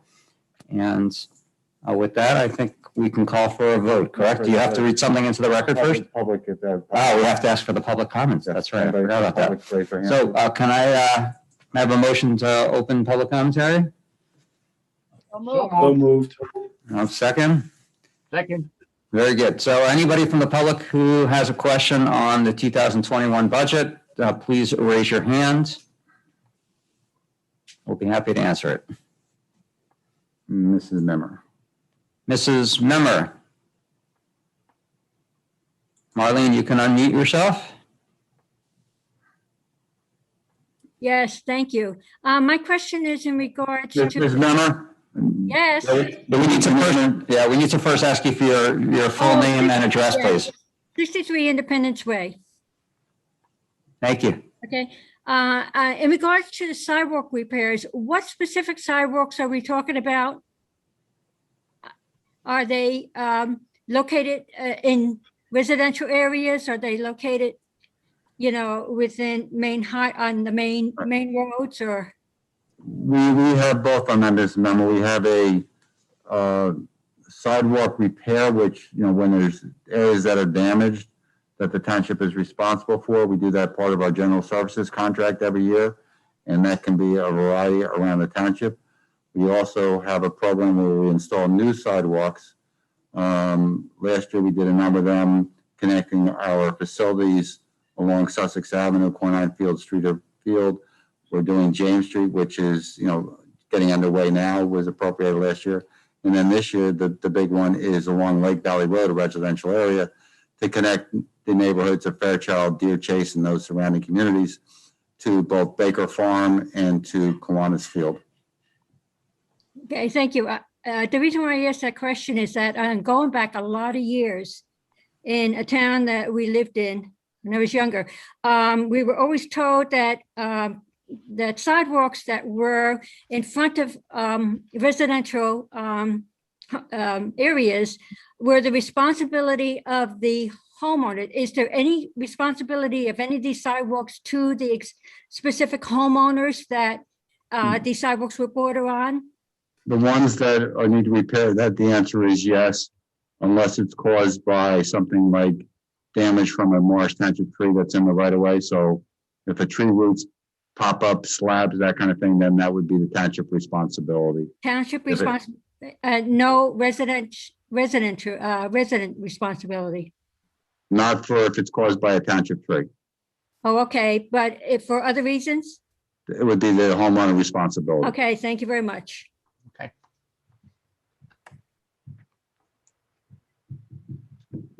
Very good. Anybody else from the public have a question about the budget? Mrs. Holland. Mrs. Holland? You can unmute yourself, Yep. Diane. Good evening, Diane Holland, 26 Northbridge Place. Regarding the recycling expenses, and I had heard this before about the cardboard being pretty much the only area where perhaps we're making money. Is there is the maybe, or maybe not losing as much, is the cardboard significant enough that we should be recycling it independently of the bottles and cans? Or does it come out of the recycling container and is separated then? We do it both ways. With the collection system that we have, it goes into commingled, and we get a certain price for commingled, which is less than if we had just taken it up directly to that. When people go up to our Department of Public Works to dispose of cardboard, then it goes into the cardboard compactor, and we're able to get the full cost of the cardboard through that means.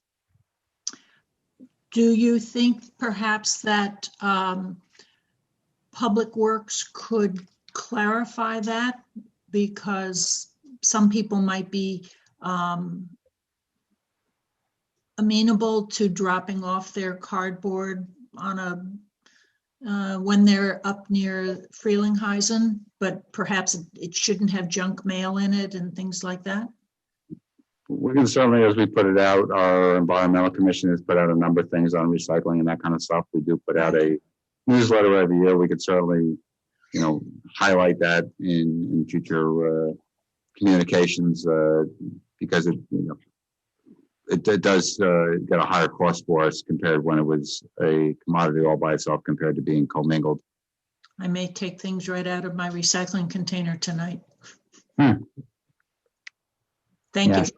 Thank you. Thank you for that comment, Diane. And I'll also add that some communities have moved to dual stream recycling now because of that issue, where they try to keep the dry stuff like paper and cardboard separate in a separate stream from the wet stuff, the cans and the bottles and such. But it's very difficult to administer. And so there are pluses and minuses with each. You have to double your collection. Yeah, you have to have two bins. You have to collect them separately. It's very complicated, and at the moment, it's not cost effective. So you might see that in other communities, but it's very hard to administer. But thank you very much, Diane, for that comment. We'll get that suggestion out. I need my phone. Can you mute him? Very good. Anybody else from the public with a question about the 2021 budget?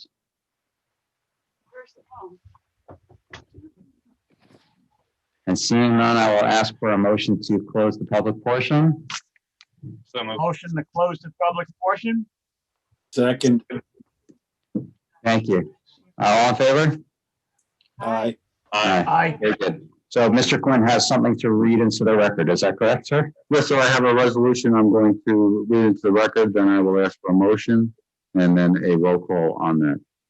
The motion is, be it resolved by the Township Committee of the Township of Morris, County of Morris, that the budget herein before set forth is hereby adopted and shall constitute an appropriation for the purposes stated of the sums therein set forth as appropriations and authorization of the amount of $23,349,755.57 for municipal purposes, and $108,050.70 for open space, recreation, farmland, and historic preservation trust fund levy, and $1,914,838 as the minimum library tax. With that, Mayor, I would ask for a motion to adopt the 2021 budget. I'd like to make that motion, Mr. Mayor, to adopt the 2021 budget. Very good. Thank you, Mr. Mancuso. And as the other member of the Standing Committee for Finance, I will second that motion. Madam Clerk, a roll call, please.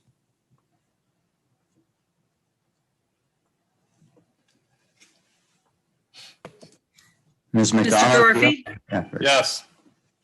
Mr. Mancuso? Yes. Mr. Ravitz? Yes. I have one more Mrs. statement. Wilson? Yes. Mayor Grayzel? Yes. And Mr. Quinn has another statement to make. Notice is hereby given that the budget and tax resolution has been approved by the Township Committee of the Township of Morris, County of Morris on April 21st, 2021. Thank you, sir. Very good. Thank you. Thank you, everybody. Next on our agenda are ordinances for introduction. I'm Mr. gonna take Carlson? my leave now, everybody. Thank you, If I Mr. may. Mayor. Yes, Mr. Mancuso is going to sign off now. Thank you, Peter. Thank you very much. Thank you, Peter. Be well. Thank you, Peter. Stay well. Promise. Okay, Mr. Carlson, ordinance 1121, please.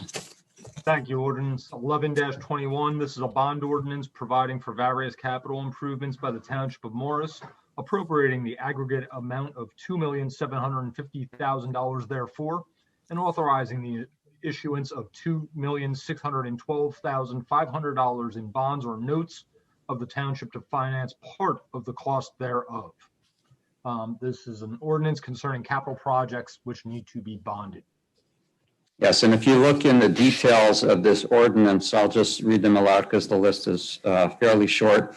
As an appropriation of $840,000 for road overlay and crack sealing, $200,000 for the purchase of a front end loader for the DPW, $305,000 for park improvements, including the construction of 2 tennis courts at the Guinea Tennis Court Complex, appropriation of $1,105,000 for road improvement projects, the planning, design, and construction or resurfacing of various roads throughout the township. And Mr. Quinn, is that for the Kennedy Pine Tree Project? Yes, sir, it is, plus an additional $55,000 for the Sherman Avenue project. Very good. And appropriation of $300,000 for sidewalks for the total of $2,750,000. You can see by this bonding ordinance that we are investing in the infrastructure of our municipality to keep it up to date and make appropriate improvements. So with that, will somebody move ordinance 1121? So moved. I have a second? Second. Very good. Roll call, please. Mr. Gyorfy? Yes. Mr. Mancuso is not here. Mr. Ravitz? Yes. Mrs. Wilson? Yes. Mayor Grayzel? Yes. And this ordinance will be heard for a second hearing where the public can ask questions at our meeting on May 19th, correct? May 19th, sir. May 19th. Very good. Ordinance 1221, Mr. Carlson? Thank you, Mayor. This is a bond ordinance providing for swimming pool improvements by the Township of Morris, appropriating $239,500 therefore, and authorizing the issuance of $227,525 in bonds or notes of the township to finance part of the cost thereof. As with the previous, this concerns capital projects to be bonded. Very good. And then if you look again at the ordinance, you'll see a whole lot of small projects. I won't read through the entire list because the list, the number is very small, but these are dedicated to their swimming pool utility capital improvement projects. Will somebody move 12-21, please? So moved. Seconded. Madam Clerk, roll call, please. Mr. Gyorfy? Yes. Mr. Ravitz? Yes. Mrs. Wilson? Yes. Mayor Grayzel? Yes. And again, this is, we'll have a second hearing on this ordinance at our May 19th meeting where we will open it up to public comments and questioning. Mr. Carlson, ordinance 1321. Thank you, Mayor. This is an ordinance appropriating $2,441,000 available in the Sewer Utility Capital Improvement Fund to provide for various wastewater treatment plant and sewer system improvements by the Township of Morris. As stated, this concerns capital projects that need to be funded through the Capital Improvement Fund. Very good. And just to remind the public, we have 2 sewer plants here in Morris Township that not only service our town, but service a couple of surrounding towns where we take in portions of their sewage. For Morris Plains, I think we take in 100% of their sewage and process it. So we have 2 very large plants that cost a lot of money to run every year and need upkeep and repair and improvements all the time. And that's what this ordinance is for. Will somebody move 1321, please? So moved. Second. Thank you. Madam Clerk, roll call. Mr. Gyorfy? Yes. Mr. Ravitz? Yes. Mrs. Wilson? Yes. Mayor Grayzel. Yes. Ordinance 1321 will also be read for, have a second reading and a public hearing on May 19th. Mr. Carlson, ordinance 1421, please. Thank you, Mayor. This is an ordinance reappropriating $1,439,082.34, which are the proceeds of obligations not needed for their original purposes in order to provide for other purposes in and by the Township of Morris. As stated, this involves capital projects to be funded through reappropriation of funds. Very good. So part of the hard work that Mr. Quinn and our CFO, Francine DeAngelis, did was to try to uncover unused funds that were sitting out in various accounts in order for us to reuse them this year and not have to go out to bond and incur the 5% cost that we had, cost sharing that we have to put into our budget. So we're able to reappropriate money that was previously appropriated for capital projects that will occur this year. And again, that list of projects can be found if you read the detail of the ordinance that's found online. Will somebody move ordinance 1421? So moved. Thank you. Second. Thank you. Madam Clerk, roll call, please. Mr. Gyorfy, Yes. Mr. Ravitz, Yes. Mrs. Wilson, Yes. Mayor Grayzel. Yes. And ordinance 1421 will also have a second reading and public hearing on May 19th. Mr. Carlson, ordinance 1521. Thank you, Mayor. This is an ordinance reappropriating $124,274.84, which are the proceeds of obligations not needed for their original purposes in order to provide for other purposes in and by the Township of Morris.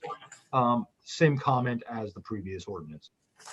Very good. And similar to the previous ordinance where those funds were within the municipal budget, this is a reappropriation of funds within the swim pool utility. Will somebody move 1521, please? So moved. Second. Thank you. Roll call, please. Mr. Gyorfy, Yes. Mr. Ravitz, Yes. Mrs. Wilson, Yes. Mayor Grayzel. Yes. And ordinance 1521 will also have a second reading and public hearing at our May 19th meeting. Next on the agenda are resolutions 8021 through 9321. Coming out of closed session, we do not have any additional resolutions for the agenda this evening. So does anybody have any of those resolutions they want pulled aside for a separate vote, or can we vote en bloc? Very good. Hearing none, will somebody move 8021 through 9321, please? So moved. Second. Thank you. Madam Clerk, roll call. Mr. Gyorfy, Yes. Mr. Ravitz, Yes. Mrs. Wilson, Yes. Mayor Grayzel. Yes. Next on the agenda is general business correspondence as circulated. Will somebody move consent calendar, please? Mayor, before you do that, I have a last minute request if we could add that to the consent calendar for the committee's consideration. It's an annual event conducted by the Rabbinical College of America. It's called the Annual Jewish Pride Parade. They do it each April every year. They had to stop last year. They'll be doing it this year following all the COVID restrictions. They would like to do it on April 30th. It leaves the Rabbinical College, goes down Sussex Avenue into Wheat Sheep Farm neighborhood, Sunderland Drive, Norwood Drive, Black Watch Trail, back to Sunderland Drive, back to the Rabbinical College. Our police will assist with them, and they are requesting permission to do it on April 30th of this year, very similar to how they've done in past years. Very good. So we have an amendment to the consent calendar with that addition. Will somebody move all of that, please? So moved. Second. All in favor? Aye. Thank you. Now we have standing committee reports and commentary by the Township Committee. I like to do the standing committee reports first, and then we'll make a second go-around for general commentary by the Township Committee. Mr. Gyorfy, would you like to lead us off? Sure. Thank you, Mayor. I'll provide reports tonight on the standing committees on communications, legislation, and transportation. The Communications Standing Committee, I just wanted to make note that members of the public should anticipate an email about the Mount Campbell redevelopment hearing dates, along with the recording from the last meeting, as well as a reminder of where they can find the corresponding documents for them to review on the Township website. We'll be holding office hours as usual next month, which is the second Wednesday of the month. Those details will be provided on the website and the Facebook page, normally at the end of the week prior to that, to the office hours. For the Legislation Standing Committee, I wanted to mention some upcoming work we'll be doing and the ongoing work we're doing in dealing with the cannabis law from the state of New Jersey. I'd like to provide an update to the residents on the Township Committee's progress reviewing New Jersey's recently signed marijuana laws, which came after 2/3 of the state voted to legalize cannabis in November. The Legislation Standing Committee continues its review of the state law's direct impacts on the Township and will be briefing the rest of the governing body on its implications to the Township beginning next week. As chair of the Legislation Standing Committee, it's my view that this important issue merits broader discussion with our community, particularly as it relates to our zoning. As such, we will be sure to inform the public and encourage input so that we have our residents' interests top of mind before we introduce any ordinances related to the sale, manufacturing, or distribution of marijuana in Morris Township. In the coming weeks, the Legislation Standing Committee will be announcing a virtual public information session and public comment period for residents to contribute their input and to also learn more about the law. We value resident feedback, and Committeewoman Wilson and I look forward to hearing from our neighbors on this issue soon. I'd also like to mention, I didn't have it in my notes, but since grants are covered under the Legislation Standing Committee, its real title is Legislation, Grants, and Government Liaison. I did want to make note of the good work our Township professionals did in securing a grant for the electric vehicle charging station at Streeter Pool Complex. It was a great initiative. We're really looking forward to installing that capability for our residents to have as an amenity when visiting the pools or the tennis courts or the football field. So again, kudos to the professionals here in Town Hall who worked on that application and got us that additional funding for that project. For the Transportation Standing Committee that I chair and am a member with Ms. Wilson, April's Transportation Advisory Committee, or the meeting I chaired and we participated in every month. The April meeting served as a working session for the members of the committee to agree on official recommendations to the Township Committee that stem from the comments and feedback from residents that came through our survey that we released in November of last year. Since the start of the year, TAC members have worked together diligently in different groups to review the survey data, discuss common themes, and produce recommendations for the governing body to review. The Township Committee can expect to see these recommendations on and TAC's previously approved recommendations on Old Glen at our May meeting, when TAC member Dr. Randall Eman will be presenting the survey and our findings, and we'll have the final documents ready for the Township Committee's review. Furthermore, TAC's driving subcommittee is working with our Township professionals on developing traffic calming policy for the Township to use in the future to bring a standardized practice to addressing speeding issues in neighborhoods. This is a big step forward, I think, for the Township, and I'm looking forward to working with our colleagues on TAC to bring that policy to fruition. I did want to make note that this past weekend, Committeewoman Wilson and I visited many of our residents in the Fairchild neighborhood on Sherman Avenue and Raymond and Hathaway, who received letters from the engineering department on the proposed plans for the Sherman Avenue reconstruction project. We've knocked on their doors to remind them to send their feedback and, on the plans the engineering department provided within the next few weeks. We really appreciated hearing from those residents on the project, and we're excited to move it forward. And I just urge all residents in Fairchild who received that letter to please get back to the engineering department with your feedback so we can take that into account. That is all I have for committee reports tonight, Mayor. Very good. Mr. Ravitz, would you like to go next? Sure. Let's see. I'll report on infrastructure, Parks and Rec, and then I may piggyback on something that Deputy Mayor Gyorfy had mentioned on communications. Nothing really new on infrastructure to report. We do have a meeting set up that we can report some progress on by the next Township Committee meeting. So stay tuned on, for the May meeting. On Parks and Rec, I really was expecting, a lot more rotten tomatoes on the swim pool, and I had this whole thing prepared. So I'll read it just so it's on the record. As you may have heard earlier in this meeting, but before I wrote this particular commentary, the state remains at 50% capacity for public pools. We firmly believe that those restrictions will be significantly eased in the days leading up to Memorial Day, the days leading up to Memorial Day. We've offered 50 additional memberships off of our wait list, and we also realized that's little consolation to those who are still on the wait list and in an unsure state of what will ultimately happen. And what I can say is please be patient. We will keep the public informed as soon as we have updated news from the state.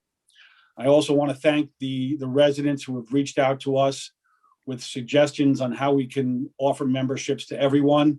We've looked hard at every one of them. It's a true catch-22. No solution would work for everyone and still not be disruptive to pool operations.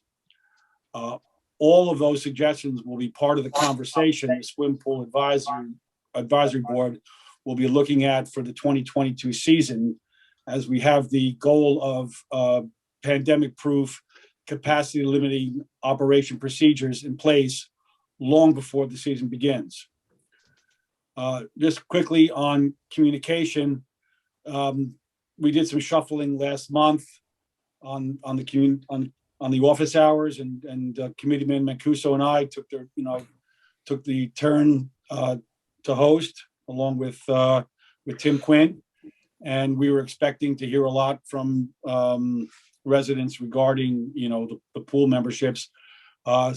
Suffice to say, one resident showed up to talk about something quite different, which is great because that's the time to do that. But this is the chance for residents to interact with Township Committee members, either privately or publicly, to share questions, comments, concerns, suggestions.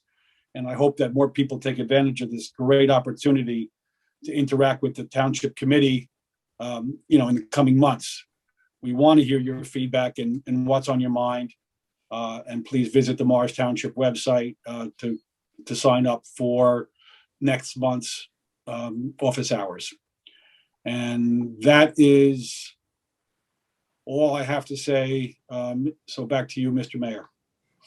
Real quick, I want to thank you, Bud, and I'll thank Peter later too for stepping in to do the office hours at late notice. We really appreciate your availability to more appropriately answer anticipated questions on the swim pool, since both of you are members of the swim pool committee. So thank you for stepping in at late notice, and we will work to, Cathy and I will work to fill whatever shift we'll need to swap on that. I hope you don't get those questions next month. Very good. Ms. Wilson? Thank you, Mayor. So I'll report on the Personnel Standing Committee and the Energy Environment Sustainability Standing Committee. On personnel, Mr. Mancuso and I together make up the Personnel Standing Committee, and we are in the process of conducting interviews for the clerk position. Cathy Emilio is retiring after nearly 30 years of service. We wish her well, and we will be recognizing her at the May meeting. Right now, we have an interim clerk with us, Dawn McDonald, and I'd like to welcome Dawn and thank her for her service. We've done a number of interviews already, and we will be continuing in the days ahead.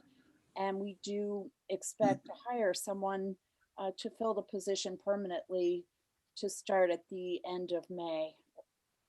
On the energy, environment, and sustainability, our environmental commission continues to be extremely active.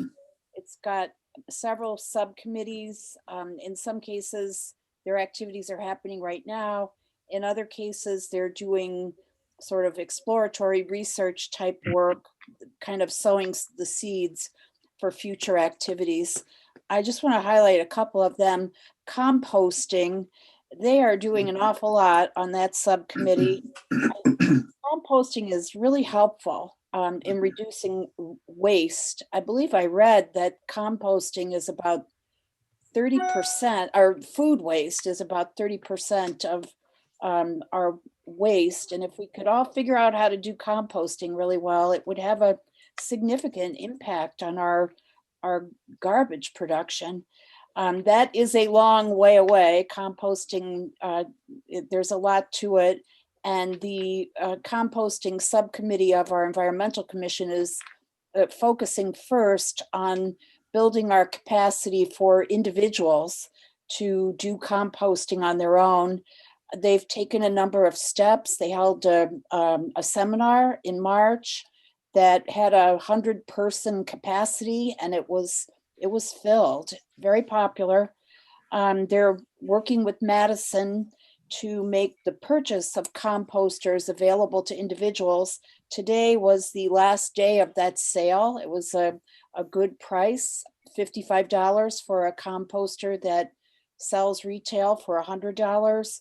The pickup will be tomorrow, the 22nd, at Ginty parking lot from 5:30 to 7:30. And I just think this is an excellent first step, and I commend this committee for its work. There's also another committee called the Conservation Subcommittee. They're doing really interesting work as well. They're doing some research. They're looking at creating what I call a do not plant list, which would specify invasive plants that we should not be planting, and would also include information about native plants that should be planted. I think this would be useful not only for individuals, but also as we work with land use applications. And as they do their work, this committee's work may soon result in an ordinance that would establish our own local regulations on this. So the long-term goal here really is to put some pressure on the state to have the regulation come from the state. It was interesting to me to learn recently that New Jersey is one of only 4 states with no regulation on invasive plants. So we'll watch this committee's work with interest. I'd like to highlight what Deputy Mayor Gyorfy said about commending our professionals for getting the It Pays to Plug In funding for the EV charging station and at Streeter. So we'll look forward to that. That was a really great work. And we have another another subcommittee on the Environmental Commission that I find their work very interesting. They are working on, they're doing the research on what would be needed to add an environmental element to our master plan. Our current master plan has very limited information, basically 2 paragraphs on conservation and the environment.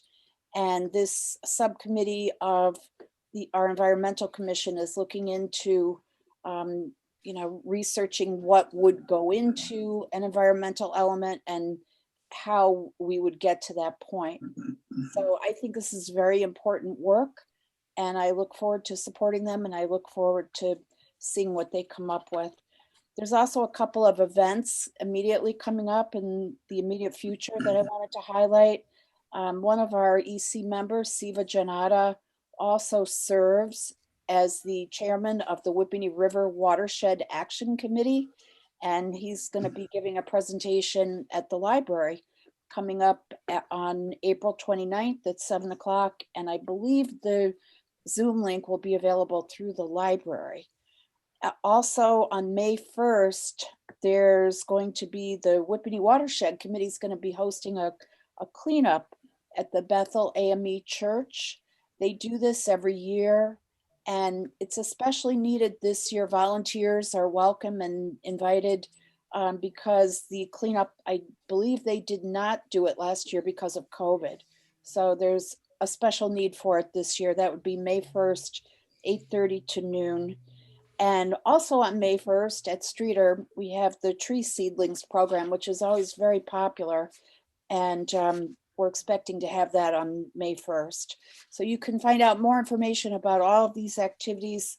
The EC is also, it's developing a newsletter. I think it's had at least one, maybe 2 editions. They're adding more and more info on the website. And special kudos to the outreach committee. They're doing an excellent work in expanding the EC's outreach to our community. So with that, that's all I've got for standing committees. Back to you, Mayor. Very good. Thank you, Committeewoman Wilson. I just have one report, which is regarding the shared services work that we're doing here.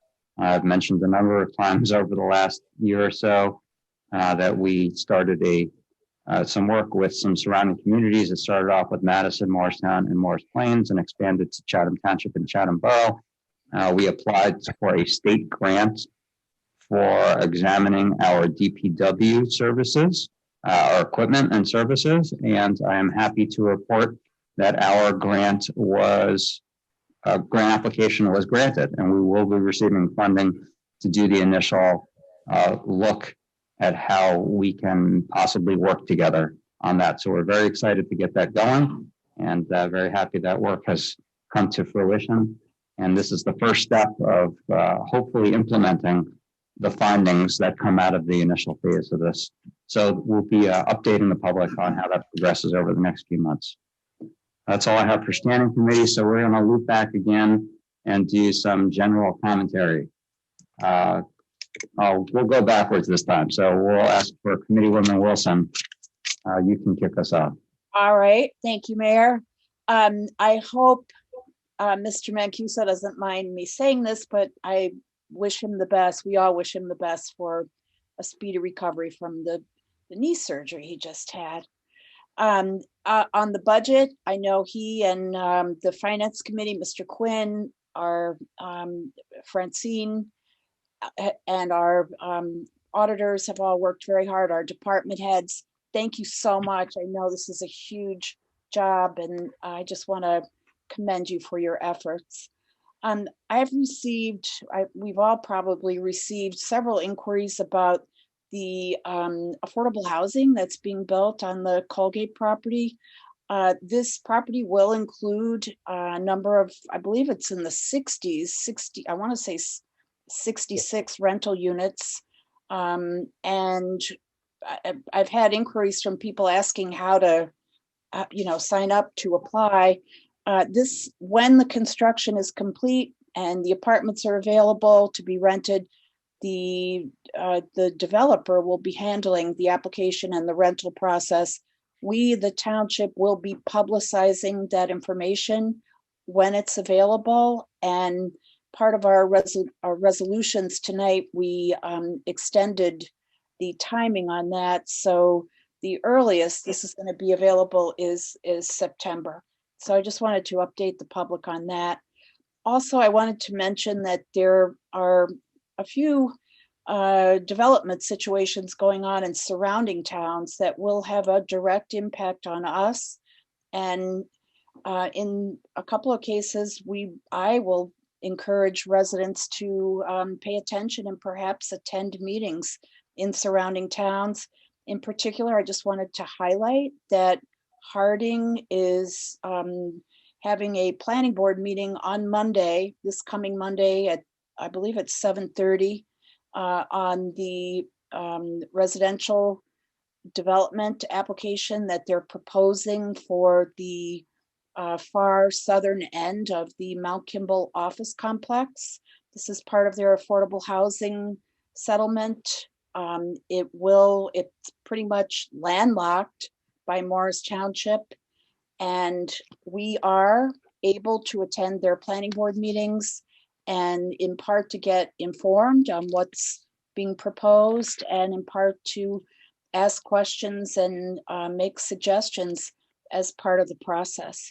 So I do encourage residents to be aware of that and to attend if you are interested.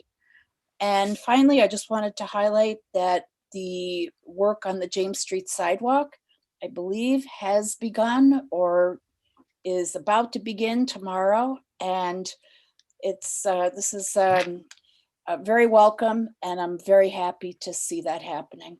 So that is all I have for this evening. Oh, I did have one other thing. I'm sorry. I wanted to say congratulations to Brian Valentine on being appointed to be one of our special law enforcement officers in the schools. Very important position. It's important for safety. It's important for community outreach. And I congratulate him on being appointed to this position. And that's all I have. Thank you, Mayor. Thank you. Community Ravitz. Okay, thank you, Mayor. Good evening, and thank you to the members of the public for your attending and for participating in local government. And government, as I will always say, works best when the public is informed and engaged.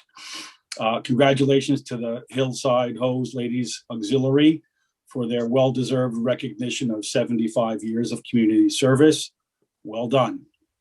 For my public commentary tonight, I'm going to talk, as typically I do, something a little bit bigger than just what goes on in the town.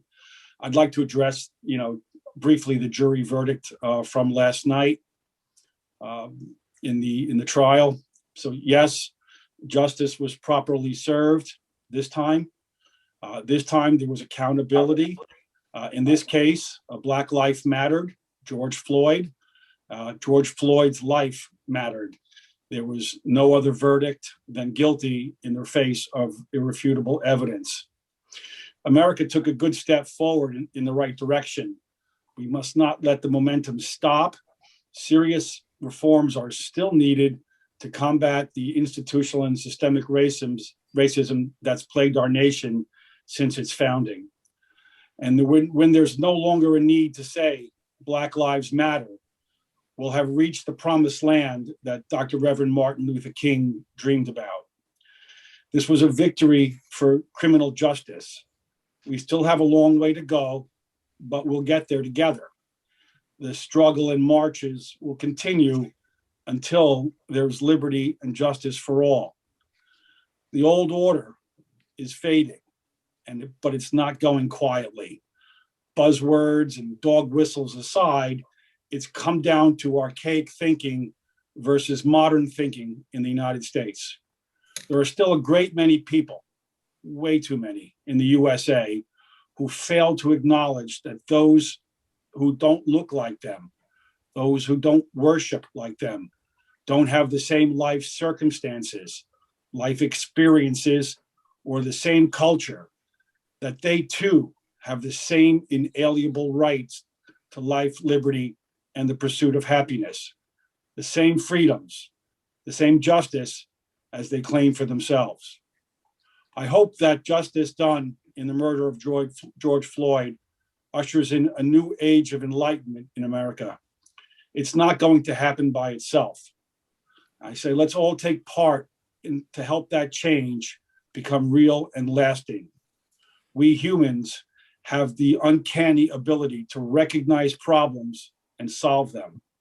We must not ever stop trying to improve ourselves, our communities, our nation, and our world. And with that, I yield back to the mayor. Thank you.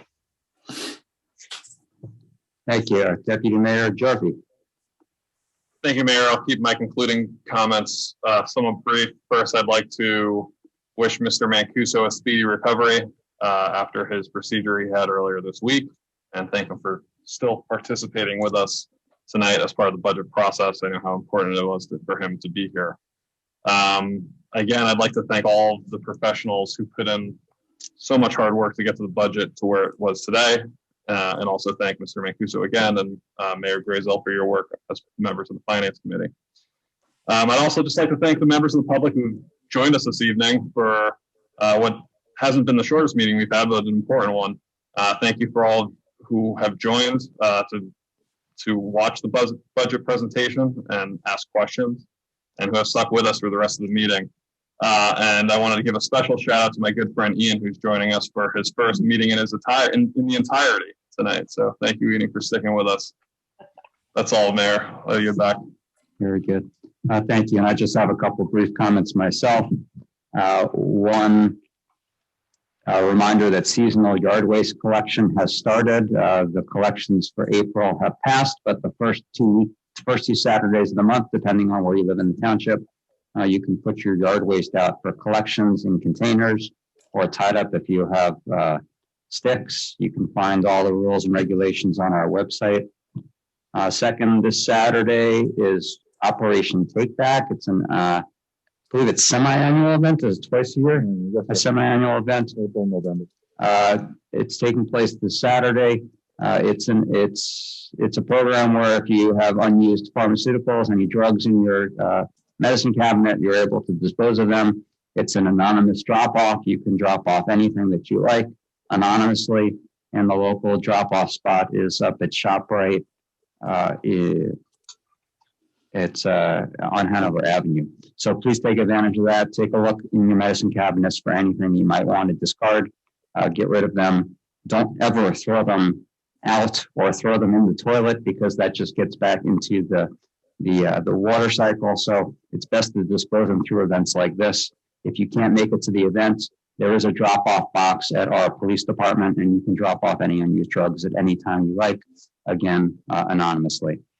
And lastly, since Mr. Mancuso is not here with us any longer this evening, I want to point out that we had a resolution supporting the 2021 You Drive, You Text, You Pay distracted driving crackdown, which is currently taking place from April 1st through 30th. And lastly, as Committeewoman Wilson mentioned, the composting sale by the EC, I wanted to thank them for that effort. I bought myself a composter and I can't wait to use it. So thank you everybody for that effort on the composting. And with that, we will close the committee commentary, and we're going to open it up for a second round of public commentary. If anybody from the public has a question for the Township Committee or a comment they would like to make, please do so. Raise your hand. We have one person. Two people raised hands. Mr. Number put hers down. Mr. O'Reilly. Mr. O'Reilly? Well, I already unmuted. Oh, I'm sorry. Sorry.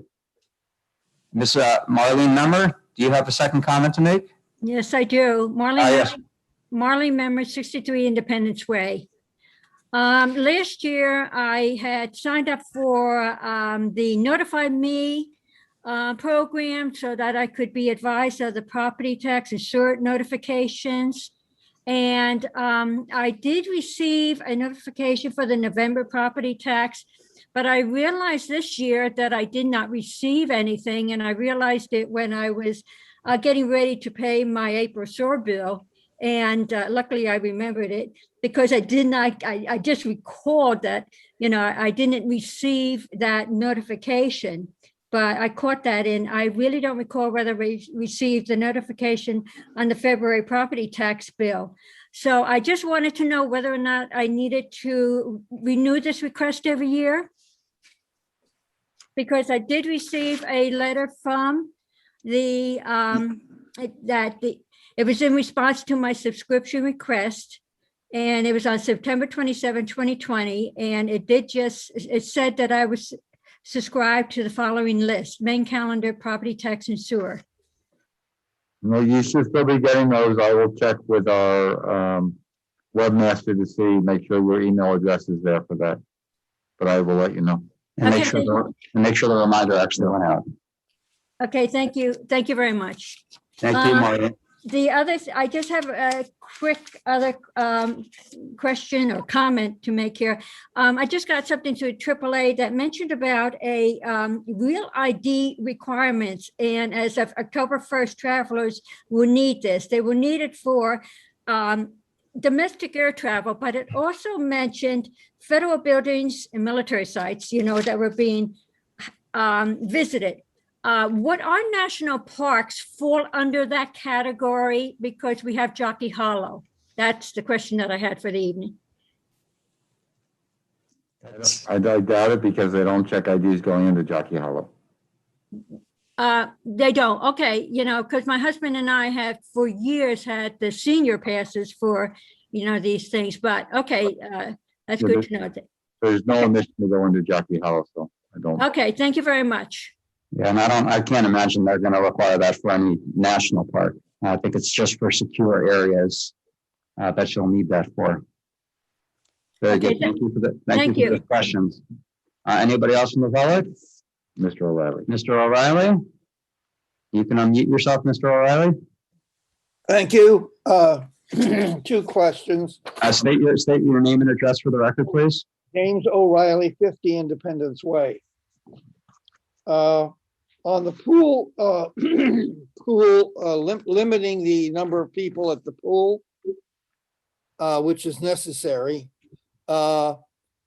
Does that apply to having a pool pass to buy a subscription to the pool, or does it only apply when people want to get into the pool on any given day? In other words, if you go down to the pool and ask if you can come in, they have to apply the rule on 50% or whatever the capacity rule is then. But if one were to buy a pool pass, I think that's what it's called, but not use it, would one be blocking other people from getting pool passes? So, there's 2 things going on there, Mr. O'Reilly. First is the number of pool passes we actually sell to the public, and currently we're sold out, and there is a waiting list. So for anybody who has not been able to buy a pool pass, they'll go on the waiting list. So we've limited the number of pool passes, but secondarily, the reason why we had to limit those is because pool entry is also going to be limited, and we can only have 50% capacity at the pool. So once we reach capacity at the pool at any given time, people are going to have to be waiting outside in line for one person to leave before another one can go in. So can they call into the pool administration to find out if the limit has been approached that day so they can decide whether to come down? I don't think we have that. Oh, okay. In effect. Yeah. Okay. So someone who buys a pool pass and doesn't use it is actually blocking other people from being able to use the pool. Technically, yes. Technically, yes. Okay. The other question is the appropriations you passed with your resolutions after you were through passing the budget. Yes. Where do they fit in the budget process? Are they the actual appropriations for funds that were authorized in the budget, or are they something else? That's exactly right. We authorized them through the budget process. That's why we passed the budget first, and then we did the secondary process of doing the actual appropriation. Thank you. Thank you, Mr. O'Reilly. Nice to have you back at our meeting, sir. Anybody else from the public who wants to be heard? Seeing none, can I have a motion to close the public portion? So moved. Second. All in favor? Aye. Aye. Thank you. Next is consideration of monthly reports. The following reports for the month of March are on file in the office of the Township Clerk and Township Administrator. Those reports being Tax Collector, Finance, Police, Joint Court, Joint Library, and Fire. Will somebody move the monthly reports, please? So moved. Second. Very good. All in favor? Aye. Aye. Aye. And last on the agenda are claims for payment, list of bills and vouchers totaling $559.00. And I remind the public that we are the tax collector for the school district and the county and the library, and then we distribute those taxes. So that's why the number is so high. We're not spending that much money ourselves. Will somebody move the claims for payment, please? So moved. Second. Thank you. Madam Clerk, we need a roll call for this one. Mayor, Mr. Gyorfy, Yes. Mr. Ravitz, Yes. Mrs. Wilson, Yes. Mayor Grayzel. Yes. And with that, I'll remind everybody that we are going to reconvene on May 19th at 7 p.m. For our regular session. We're going to have 5 p.m. closed session at the municipal building. We also tonight announced a special meeting for the 340 Mount Kimball redevelopment project, which will take place on May 26th at 6 p.m. So please come back and attend one of those meetings or both of those meetings. And with that, will somebody move that we close the meeting? So moved. Second. All in favor? Aye. Aye. All right. Thank you, everybody. Good night. Night, everyone. Everyone. Good night.